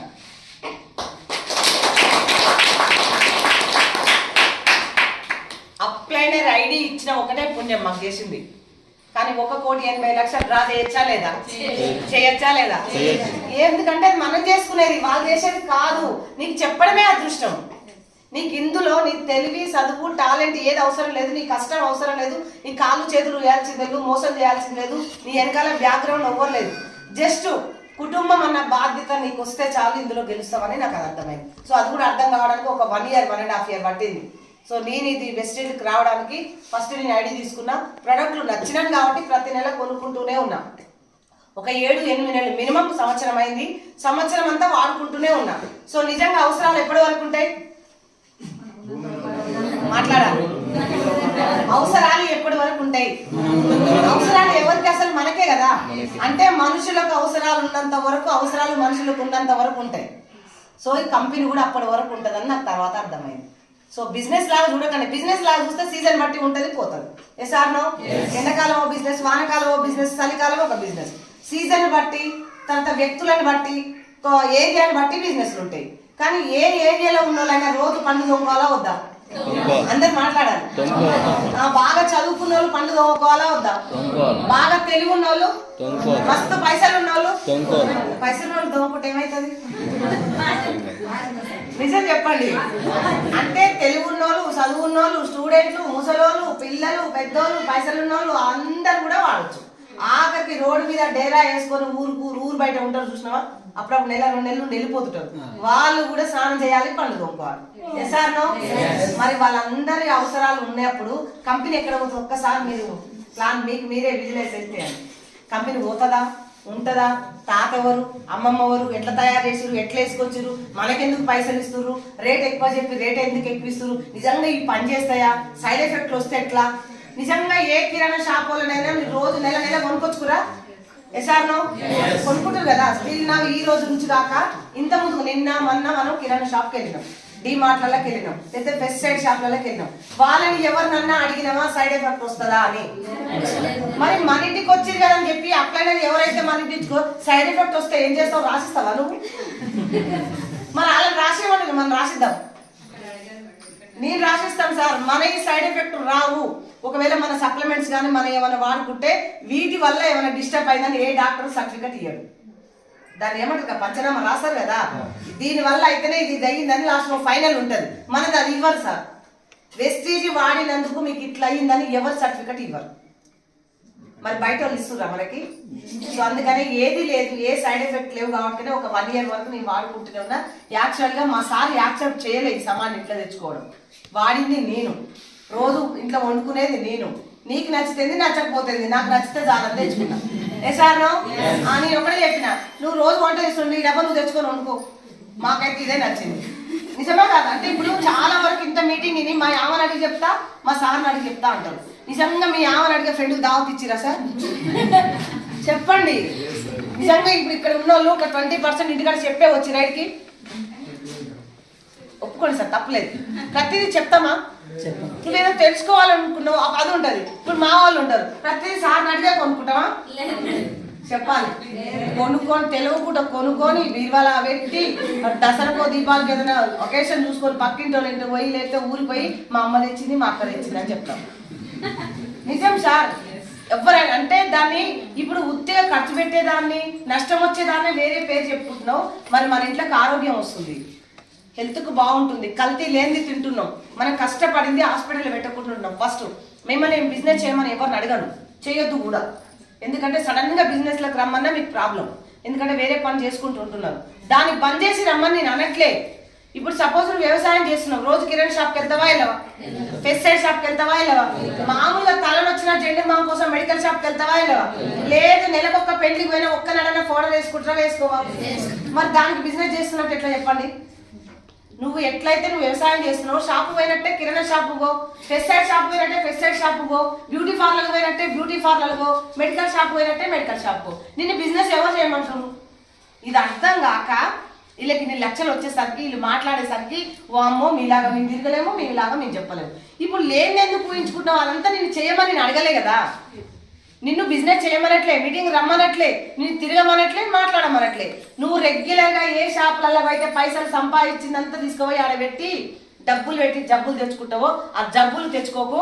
అవే డబ్బులు ఆ జబ్బులు వచ్చే షాప్లకు వెళ్ళకుండా మన వెస్టేజ్ స్టోర్లకు వెళ్ళి, ఈ స్టోర్లకు వెళ్తేనే నాకు హెల్త్ బాగుంది, ఈ స్టోర్లకు వెళ్తేనే నాకు డబ్బు వచ్చింది, ఈ స్టోర్లకు వెళ్తేనే నాకు పేరు వచ్చిందని నేను చెప్తున్నా. అంతే.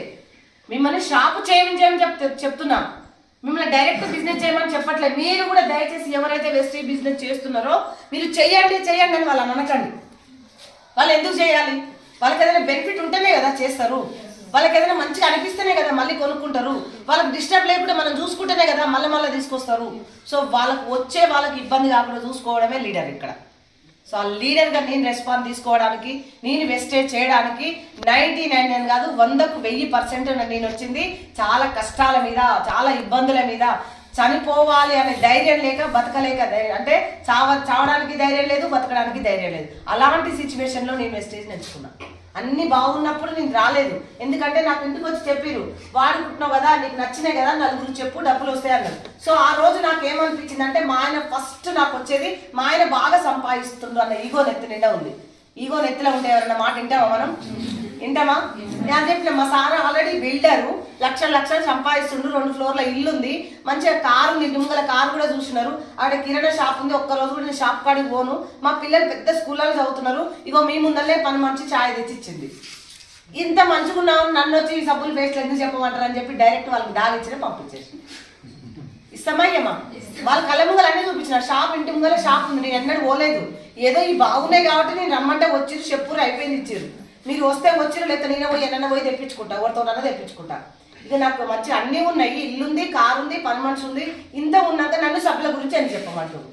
ఇంకొకటి నాకేమనిపించింది అంటే, మీరంటే మంచిగా మాట్లాడుతున్నారు, చెప్తున్నారు మొగోళ్ళు, నేనే ముందు లేడీస్ని అంటే పల్లెటూరులో చదువుకొని వచ్చిన, నా భాష కూడా అంత బాగుండదు. అంత మామూలు చదివిన వాళ్ళకి ఎట్లుంటుంది లాంగ్వేజ్, అంత స్టైల్గా ఏముండదు, ఇట్నే ఉంటాం. ఇక నేను చూస్తే గిట్లా ఉన్నా.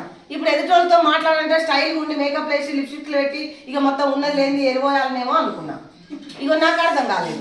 అందుకనే బాగా చదువుకోవాలేమో, బిజినెస్ చేయాలంటే నాకు చదువు లేదు. నాకు నేనే అనుకున్నా, ఎవరైనా చెప్పిరా మాట్లాడాలి. బాగా ఇల్లు మా ఆయన బాగా సంపాదిస్తుండే, ఇల్లుంది, కారుంది, పని మంటుందా నేనే అనుకున్నా, ఎవరైనా చెప్పిరా నేనే అనుకున్నా. చదువు రాదని ఎవరు అనుకురు? పల్లెటూరులో ఉన్నాను ఎవరు అనుకున్నారు? అందరు బయటకు పోతే ఎక్కిరిస్తారని ఎవరు అనుకున్నారు? అన్ని నేనే అనుకున్నా. మాట్లాడరాదని ఎవరు అనుకురు? ప్లాన్ చెప్పరాదని ఎవరు అనుకురు? నేనే అనురు. మీరు కూడా ఎవరు అనుకున్నారు? నేనే అనురు. మీరే అనుకురు. మళ్ళీ నేనే అనుకోరు, మొత్తం నేనే అని అనుకోవాలి. నేనే అనుకున్నారు కదా. ఇప్పుడు మీరు మనసులో అనుకుంటారా లేదా? మేడం ఇంత బాగా మాట్లాడుతుంది, ఇది చెప్తున్నది నా వల్ల ఇక్కదంటవా? లోపల తిరిగిందా లేదా? మేడం కాక 4-5 లక్షలు వస్తున్నాయి, అలా ఆయన కార్లో తీసుకొని వచ్చిండు. మా ఆయన ఇప్పుడు ఒప్పుకుంటాడు, వచ్చిందా లేదా? మేడం ఎట్లంటే మీరు భార్య భర్తలు అంటే ఎట్లాగో చేస్తారు కానీ మా ఏమన్నా ఎమ్మటి వస్తుందా ఇప్పుడు? అంటే లోపల క్వశ్చన్లన్నీ ఎవరు అనుకుంటారు? ఎవరికి వాళ్ళం వేసుకున్న క్వశ్చన్ అది. నిజంగా ఎవరు వాళ్ళం వేసుకుంటారు, దాన్ని పాజిటివ్ వేసుకోవచ్చా లేదా? నేను అప్పుడు ఏం చేసిందంటే మొత్తం నెగిటివ్ ఎంచుకున్నా. నాకు చదువు రాదు, తెలివి లేదు, పల్లెటూరులో చదువుకున్నా, ఈ టక్కు టై చేసుకొని తిరగాలనేమో, బోర్డు మీద లెక్కలు చెప్పాలనేమో, ముందే లచ్చలు అంటారు, ఎంత మోసం చేయాలనో ఏమో, ఇవన్నీ అనుకునేసరికి నా వల్ల కాదు, నేను చేయని పోరాని నిలబెట్టినా. సో ఒక 1 ఇయర్ వరకు మొత్తం ఇట్లనే వాడుకుంటూ ఉన్నాం. సో 1 ఇయర్ తర్వాత కరోనా లాక్డౌన్ వచ్చింది. అంటే ఫస్ట్ లాక్డౌన్ అయిపోయింది, సెకండ్ అయిపోయింది. ఫస్ట్ లాక్డౌన్ వచ్చినప్పుడు అందరు హ్యాపీగా ఎంజాయ్ చేసుకోండి. ఎసార్నో చేసుకోలేదా మీరు? ఫస్ట్ లాక్డౌన్ దావత్ చేసుకోలేదా? ఎందుకు ఏం చేసి తెలుసా? 17 రోజులు డ్యూటీ చేసినా పైసలు వేసిరు అకౌంట్లలో ఫస్ట్ టైం. అప్పుడు ఏమనుకున్నాను తెలుసా? ఇక కరోనా వచ్చినా కూడా పైసలు వచ్చేటట్టుంది, మంచిగా ఇట్లాంటి కరోనా మళ్ళీ వస్తే బాగుండు అనుకున్నాను. ఎందుకంటే 15 రోజులు పని చేసినా నిండు మొత్తం కూలి చేస్తారు, కూలి ఇచ్చేసారు. తర్వాత రెంట్లు కూడా ఏ సంబంధం లేదు, అంతే డబ్బులు ఇచ్చేసారు. ఇక మన వాళ్ళు ఏం చేసారంటే 15 రోజులు చేసిన పైసలు వచ్చినాయని చెప్పి మళ్ళీ 15 రోజులు చేసి కూర్చుందాం.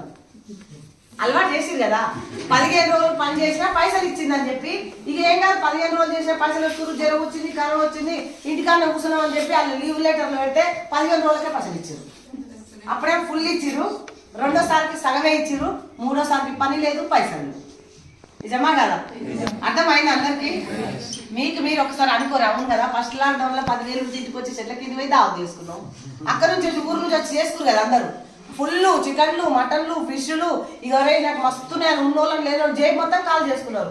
రెండోసారి పని చేస్తేనే పైసలు ఇచ్చింది కాబట్టి అరే నాయన అనవసరంగా ఖర్చు పెట్టింది కదా పోయిండేలని బాధపడ్డారు.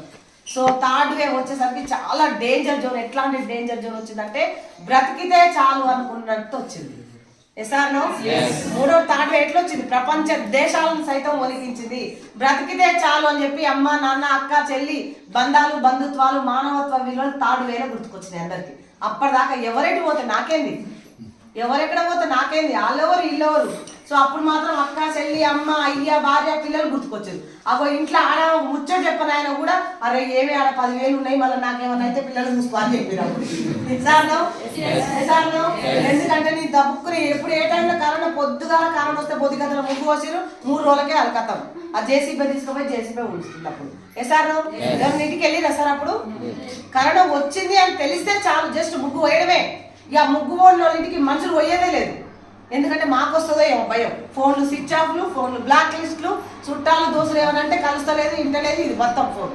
సో అంత డేంజర్ జోన్ థర్డ్ వేవ్ వచ్చేసరికి చాలా చాలా డేంజర్ జోన్ వచ్చింది.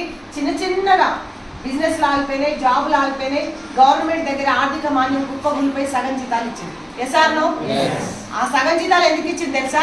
వైన్ షాప్ల కాడ జనాలను కూర్చోబెట్టాలి గవర్నమెంట్ జాబులను ఏడా.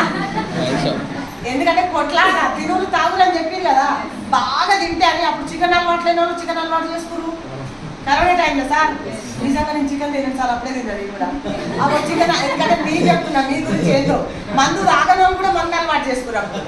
ఎసార్నో చేపలు తినే వాళ్ళు చేపలు అలవాటు చేసుకున్నారు. అంటే అప్పుడు తింటే బాగా తింటే కరోనాని చంపేస్తుంది, ఎనర్జీ ఉండాలని చెప్పి. నిజంగా ఎనర్జీ ఇమ్యూనిటీ అంటే చెత్త శనాలను మూటడేసుకొని కడుపులో నింపుకోవడమా, బాడీకి సంబంధించిన ప్రోటీన్స్ అందియడమా? మాట్లాడాలి. మనమేమనుకున్నాం అంటే తల నిండా తింటే ఇమ్యూనిటీ ఏమో అనుకున్నాం. నిజంగా తల నిండా ఏమేమి ఉంటాయి సార్? చికెన్ ఎట్లా తయారవుతుంది తెలుసు కదా, సూదులు ఇచ్చి దాన్ని పిల్లలు తయారు చేస్తారు. నిజంగా కోడిని పెంచి గుడ్డు పెట్టి పొదిగేసి మంచిగా ఊరికల్లా తిప్పి కోసుకొని కాల్చుకొని మంచిగా పసుపు రుద్దుకొని తింటున్నామా? కోడి ఎట్లా తిన్నాం సార్ అప్పుడు? సార్ మనం అప్పుడు ఇట్లా కోడి కోసుకోవాలంటే ఎట్లా కోసుకోవాలి? మనమే కోడి మనోళ్ళని కానీ మనమే సాదుకునేటోళ్ళం. మంచి అవి జెన్యున్గా ఒక 5-6 నెలలు పెరిగేటివి. ఎందుకంటే చెత్త చెదరం ఏది తిన్నా సరే న్యాచురల్గానే ఉండేది. సో అట్లా 5-6 నెలలు పెరిగిన తర్వాత దాన్ని మంచి అమ్మవారి దగ్గర బలిచ్చి ఎసార్థం ఎట్లా అంటే అట్లా కోస్తామా? ఏదో దేవుడి దగ్గర రాయవరపు మొక్కుతాం కాబట్టి మన దేవుడిలాగా మొక్కుతాం. చెలకలు పెట్టినా సరే అక్కడ ఎట్టి ఈరోజు స్పెషల్గా దాన్ని అక్కడ అమ్మవారికి ఇస్తున్నట్టు. అమ్మవారు తింటారా ఏమన్నా? 2 రక్తబొట్లు పడితే చాలు అదే అమ్మవారు వచ్చేసి తినిపోయింది అంటారు. అంతా మనదే. అట్లా అమ్మవారికి అడిచి అంటే కొంచెం దానికి ఒక ప్రాసెస్. తినాలన్నా కూడా దానికి ఒక ప్రాసెస్. దాన్ని అక్కడ కట్ చేయించి తర్వాత వేస్ట్ కాళ్ళు చేతులు అక్కడ చెట్లకు గట్టి తెచ్చుకున్నాం ఆ కాళ్ళు. ఇప్పుడు మాత్రం చికెన్లో కొట్టి పడేస్తూనే ఉన్నాడు అందులో. నిజమా చూస్తున్నామా మనం తినడమే. సో అక్కడ కాళ్ళు తినకూడదు అన్నట్టు. ఎందుకంటే కోళ్ళు మొత్తం గోర్లలో తవ్వి పడేస్తాయి కాబట్టి కోడి కాళ్ళు తినకూడదు, ఆ తల కూడా తినకూడదు. అందుకనే తల కాళ్ళు చేతులు ఎక్కడ కట్టేస్తారు చెప్పాలి? ఎక్కడ? అమ్మవారి దగ్గర చెట్టు దగ్గర అక్కడ కట్టేస్తారు. ఆ తలని కాళ్ళని అక్కడ కట్టేసి వస్తారు. ఎందుకంటే ఆ 2 మనం తినకూడదు. ఎందుకంటే కడుపులోనేమో జీర్ణం అయి ఉంటుంది, లోపల తీసేస్తాం. కానీ అప్పుడే అది నోట్లో మింగింది కాబట్టి నోట్లోనే ఉంటుంది చెత్త. ఎసార్నో అది కాళ్ళతో అప్పుడే తిరిగింది కాబట్టి కాళ్ళ దగ్గర వైరస్ ఉంటుంది. కడుపులో పోయింది ఏంటంటే ఆల్రెడీ లోపల వేరే ఉంటుంది కాబట్టి అది ప్రాసెస్ అవుతుంది. దాన్ని వేస్ట్ తీసేస్తాం, అది ఓకే. కానీ తలలో కాళ్ళల్లో ఉంటుంది కాబట్టి అవి తినరు. అప్పటి నుంచి అది మనకు తెలియక అగో తల కాళ్ళని ఇప్పుడు తింటా ఉంటాం. సో అప్పటి నుంచి దేవుడికి ఎందుకు ఇస్తామంటే ఆ చెత్తను అక్కడ వేసేస్తాము, మంచిది తింటాం. ఇంటికి వచ్చిన తర్వాత దాన్ని కాల్చుకొని తర్వాత దాన్ని పసుపు రుద్ది మంచిగా ముక్కలు కట్ చేసుకొని అప్పుడు వండుకొని వేరేది యాడ్ చేసుకొని నూనె తక్కువ పోసి వేరే కూరగాయలు ఎక్కువ వేసి ఇంటి లాగా ఇయ్యాల తినటంలో రేపు తినటంలో. ఎసార్నో అది అంత ప్రాసెస్ సార్. అట్లా తింటే 2 రోజులు తినము, వేరేది కనేసుకున్నాం, అందరు హ్యాపీగా కూర్చొని తిన్నాం కాబట్టి ఎనర్జీ అనేది నవ్వుతూ హ్యాపీగా తింటాం కాబట్టి బాడీలో ఇమ్యూనిటీ తయారవుతుంది. చెత్త చెదరం పడేస్తాం. కానీ అప్పుడేం చేసినాం కరోనా టైంలో ఇక తల నిండా ప్లేట్ల నిండా దొరికితే బాగుందని చెప్పి ఎవరో పోసి వండి పడేసి దెబ్బ తినేస్తూ ఉంటాం. సో దాది అనుకున్నాం, అది కాదు. సో ఒక 1 year ఎప్పుడైతే 3rd wave వచ్చిందో నేను ఆ రోజు డిసైడ్ చేసుకున్నా.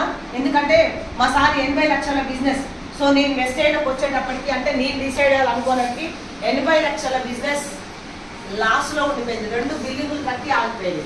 నిజంగా చూడండి, 80 లక్షలు ఇన్వెస్ట్మెంట్ పెడితే ఒక 8 నెలలు బిల్డింగ్ ఆగిపోతే నా నష్టమా లాభమా? చాలా ఘోర నష్టం. హార్ట్ అటాక్ దాంట్లో తెచ్చుకోవాలి అందరు. సో 80 లక్షల బిజినెస్ ఆగిపోయింది. అంటే మా సారు ₹1 ఎక్కడి నుంచి తెస్తుండు, ప్లాట్లు ఎక్కడుంది, పేపర్ ఎక్కడుంది, నాకు ఏ సంబంధం లేదు. 80 లక్షల బిజినెస్ ఆగిపోయింది. కరోనా పైసలు ఉన్న వాళ్ళకి వచ్చిందా, లేని వాళ్ళకి కూడా వచ్చిందా? ఎవరు వాళ్ళని చూడలేదు.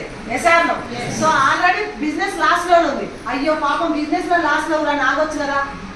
సో లాస్ లో ఉండి మళ్ళీ మా సార్ కరోనా పాజిటివ్ వచ్చింది. కరోనా పాజిటివ్ రావడంతో మా ఊర్లోకి అనుకోకుండా ఒక పెళ్లికి వెళ్ళి అందరూ 8 మందికి చెక్ చేస్తే 8 మందికి కరోనా వచ్చింది. సో 8 మందిలో 13 రోజులలో ఒక నెల రోజులు క్వారంటైన్ లో పెడితే ఒక 18 రోజులు క్వారంటైన్ లో పెట్టిరు. 13 రోజులలో 7 చనిపోయారు. ఓన్లీ కరోనా పాజిటివ్ వచ్చి 7 చనిపోయారు. కానీ 8వ నెంబర్ బతికి వచ్చింది మాత్రం మా సార్ ఒకటే బతికి పెట్టారు. ఎందుకు చెప్తున్నా ఇది, 7 కూడా మా సార్కి ఏవైతే ఇచ్చిందో అవి 7 పంపిన మనోలే కదా. మరి మా సార్కి పంపినట్టు నేను పంపిన. ఆ 7 కూడా బతకలేదు, ఎందుకంటే వాళ్ళు అప్పుడే చేసుకున్నాం. కానీ 1 year నుంచి మేము ఏం వాడినాం? ఏం వాడినాం? పేస్ట్ ఏం వాడినాం? ఇల్లు వచ్చేది ఏం వాడినాం? నూనె ఏం వాడినాం? టీ పొడి ఏం వాడినాం? ప్రతిదీ వేస్టేజ్. ఆల్రెడీ 1 year నుంచి మా ఒంట్లో ఇమ్యూనిటీ ఉంది, కల్తీ లేదు, కెమికల్ లేని వస్తువులు తిన్నాము.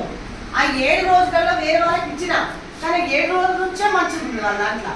కానీ కరోనా అంత ముందుకు వచ్చిందని బాడీ మొత్తం వాళ్ళది విషంలాగా అయిపోయింది. 7 చనిపోయారు. 7వ నెంబర్ సొంత మా తోడుకోవడం చనిపోయినా కూడా జేసీబీ మాత్రమే పుడిచింది, మేము కళ్ళారా కూడా చూసుకోలేదు. సో 7వ రోజు మా తోటి కూడా ఎప్పుడైతే చనిపోయిందో మా సార్ నాకు ఫోన్ చేసింది. అప్పటిదాకా మా సార్ నాతో ఎప్పుడు ఫోన్ చేయడం కానీ, బయట ఉండి తిన్నావా ఉన్నావా అని కానీ, డబ్బు ఎంత ఉందని కానీ, ఇల్లు ఎంత ఉందని కానీ, అప్పులు ఆస్తులు ఎన్నడూ చెప్పలేదు. కానీ ఎప్పుడైతే మా తోటికోళ్ళు 7వ నెంబర్ చనిపోయిందో మా సారు ఆ రోజు నాకు కాల్ చేసి, 80 లక్షలు అప్పు ఉంది, బిల్డింగ్లు అన్నీ ఆగిపోయినాయి, మరి ఇన్ని రోజులు మిమ్మల్ని ఇంట్లో నుంచి బయటకు వెళ్ళకుండా చూసుకున్నా, మరి ఇంట్లో మాట బయట పడకుండా చూసుకున్నా, ఈరోజు చాలా డేంజర్లో ఉన్నావు, అప్పులలో ఉంది అనుకుంటే వేరే వాళ్ళు నన్ను ఎగతాలు చేయొచ్చు, సో అప్పులు ఉన్నాయని తెలియకుండా హైదరాబాద్లో ఉన్న ఇల్లు అమ్మి వచ్చి మీ అమ్మ నా దగ్గర 3 పిల్లలు తీసుకొని ఉందని ఒక ఫోన్ వచ్చింది సార్. నిజంగా ఏ లేడీ అయినా తట్టుకుంటుందా?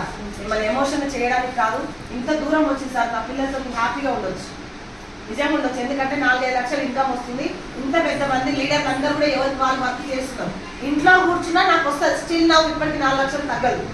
మా సార్ మీరు ఇంట్లో కూర్చున్నా వస్తుంది, మా సార్ బయటకు వెళ్ళినా చేయగలుగుతారు. కానీ నేనే అక్కడి నుంచి ఇక్కడ నాకు ఎందుకు వచ్చినంటే, నన్ను చూసి ఒక అన్న మారిన తన చెల్లెల్ని మార్చుకుంటాడు. నన్ను చూసి ఒక హౌస్ వైఫ్ మారితే తన కుటుంబాన్ని మార్చుకుంటాడు. నన్ను చూసి ఒక తండ్రి మారితే, లేదు పలాని బిడ్డ ఈరోజు వంచుల పోయి కూడా ఫ్యామిలీ నిలబెట్టుకొని ఈరోజు ₹1,00,00,000 డ్రా చేసిందంట. రూపాయి పెట్టుబడి లేదు, చదువు లేదు, తెలివి లేదు, భర్త ఏం సంపాదించడం కూడా తెలియదు. మరి ఈరోజు తనే నిలబడ్డప్పుడు, బిడ్డ నువ్వెందుకు ఖాళీ కూర్చుంటున్నావు, అని ఒకడే సంపాదిస్తుందని చెప్పి బిడ్డకి చెప్తాడా చెప్పడా? ఒక భర్త ఆయన విన్నాడంటే ఇంటికి పోయి భార్యకి చెప్తాడా చెప్పడా? సో జస్ట్ నా టెస్ట్ మని వినిపించడానికే ఈరోజు ఊరూరా ఉద్యమ రథసారథి మా వాళ్ళు వర్క్ చేస్తున్నారు. వాళ్ళకి తోడుగా ఉండడానికే నేను వస్తున్నాను అంతే. డబ్బు కోసం అయితే నేను రావట్లేదు, డబ్బు వస్తుంది నాకు ఆల్రెడీ. ఎందుకంటే నేను స్టార్టింగ్లో ఆ రోజు అడిగినప్పుడు మా సార్ ఒకటే ఒక ఫోన్, ఏ రోజు నాతో మాట్లాడలేదు. అప్పులు ఏడున్నాయి, డబ్బు ఏడుంది, ఫ్లాట్ ఎక్కడుంది, నాకేం సంబంధం. ఇంకొకటి మా చుట్టాలలో మంచి పేరు లేదు నాకు. ఎందుకంటే మా సార్ కార్లో తీసుకొచ్చేటోడు, ఎవరు పెళ్ళిళ్ళకి వెళ్ళినా తీసుకొచ్చేటోడు. పిల్లలు 3 పిల్లలు ఉంటారు కాబట్టి చూసుకోలేదు. అక్కడ పోయిన గంట సేపటికే నా మీద సీరియల్ రాసేటోడు. ఇకేముంది, మీ ఆయన కార్లో తీసుకొస్తాడు, కార్లో తీసుకోబోతాడు, మంచిగా పిల్లలకి అన్నింటికి అన్ని తెచ్చిపెట్టాడు. ఈవెన్ రక్త సంబంధం అక్క చెల్లెలు కూడా అదే ఏడుస్తాడు. నేనేమో కష్టం చేస్తున్నావు, నేను కార్లు తీసుకోబోతున్నాడు, నీకేం ఇంత మంచిగా ఉండే, మాకేమి ఇట్లున్నాడు. అమ్మగారింటికి పోతే ఇక్కడ అదే లొల్లి, అత్తగారింటికి పోతే ఆడదే లొల్లి, ఎవరిని చుట్టాలు ఇంటికి పోతే ఆడేది లొల్లి. ఇక మా సార్ చెప్పిన, ఇగో నన్ను ఇల్లు అంటారు వాళ్ళు అంటే, వాళ్ళంటే నీకు దెబ్బలే దాకినా ఊకోరాదు అని చెప్పాడు. నేను అనేదిగా వాళ్ళంటే ఆడికి పోవుడెందుకు, వాళ్ళతో మాట పడుడెందుకు, ఇగో నేను పెళ్లిళ్ళకి రాను, దావతులు కానీ ఎవరింటికి కూడా రానని చెప్పాడు. నిజంగా ఎవరింటికి రాకపోతే లెక్క చేస్తారా? ఎవరు చేయకపోయేటోళ్ళు. సో అందుకనే చుట్టాలలో నాకు మంచి పేరు ఏం లేదు. సో దోస్తులు అనేటోళ్ళు నాకు లేదు, ఆడపిల్లల కుటుంబం కాబట్టి నాకు చిన్నప్పటి నుంచి దోస్తులు లేదు. సో అలాంటి మైండ్ సెట్లో ఉన్నప్పుడు మరి భర్త నేను లేను, రేపైతే ఇంకా ప్రాబ్లంలో ఉంటుంది, ఇంత డేంజర్ జోన్లో ఉందని అప్పులు అవగాహన చెప్పినప్పుడు ఒక లేడీ సెషన్ తీసుకోవాలి. నిజంగా బ్రతికే ఛాన్స్ ఉందా సార్? ఉంటుందా? ఒక్కసారి చూడండి. సో ఆ రోజు అనుకున్నా సార్, కరెక్ట్ 7:25 నిమిషాలకు నాకు ఫోన్ పెట్టేసిన తర్వాత మళ్ళీ 8 గంటల దాకా నేను ఏడుస్తూనే ఉన్నాను. నైట్ అంతా ఏడుస్తూ 3 పిల్లలు ఉండేవాళ్ళు. పైన రూమ్లలో లాకేసిన, రెండుకున్న వాళ్ళు వెళ్ళిపోయారు. ఎందుకంటే తమిళనాడు ఉండేది, వాళ్ళు కరోనా టైంలో ఇల్లు కాల్ చేసి వెళ్ళిపోయారు, రూపాయి కూడా రావట్లేదు. అదే రూమ్లో కూర్చొని, దేవుడా ఒక్క అవకాశం నాకు ఇవ్వు, ఇన్ని రోజులు మా సార్ ఇంత డేంజర్లో ఉంటే నేను ఎందుకు తెలుసుకోలేకపోయినా, తెలుసుకోవాలా వద్దా?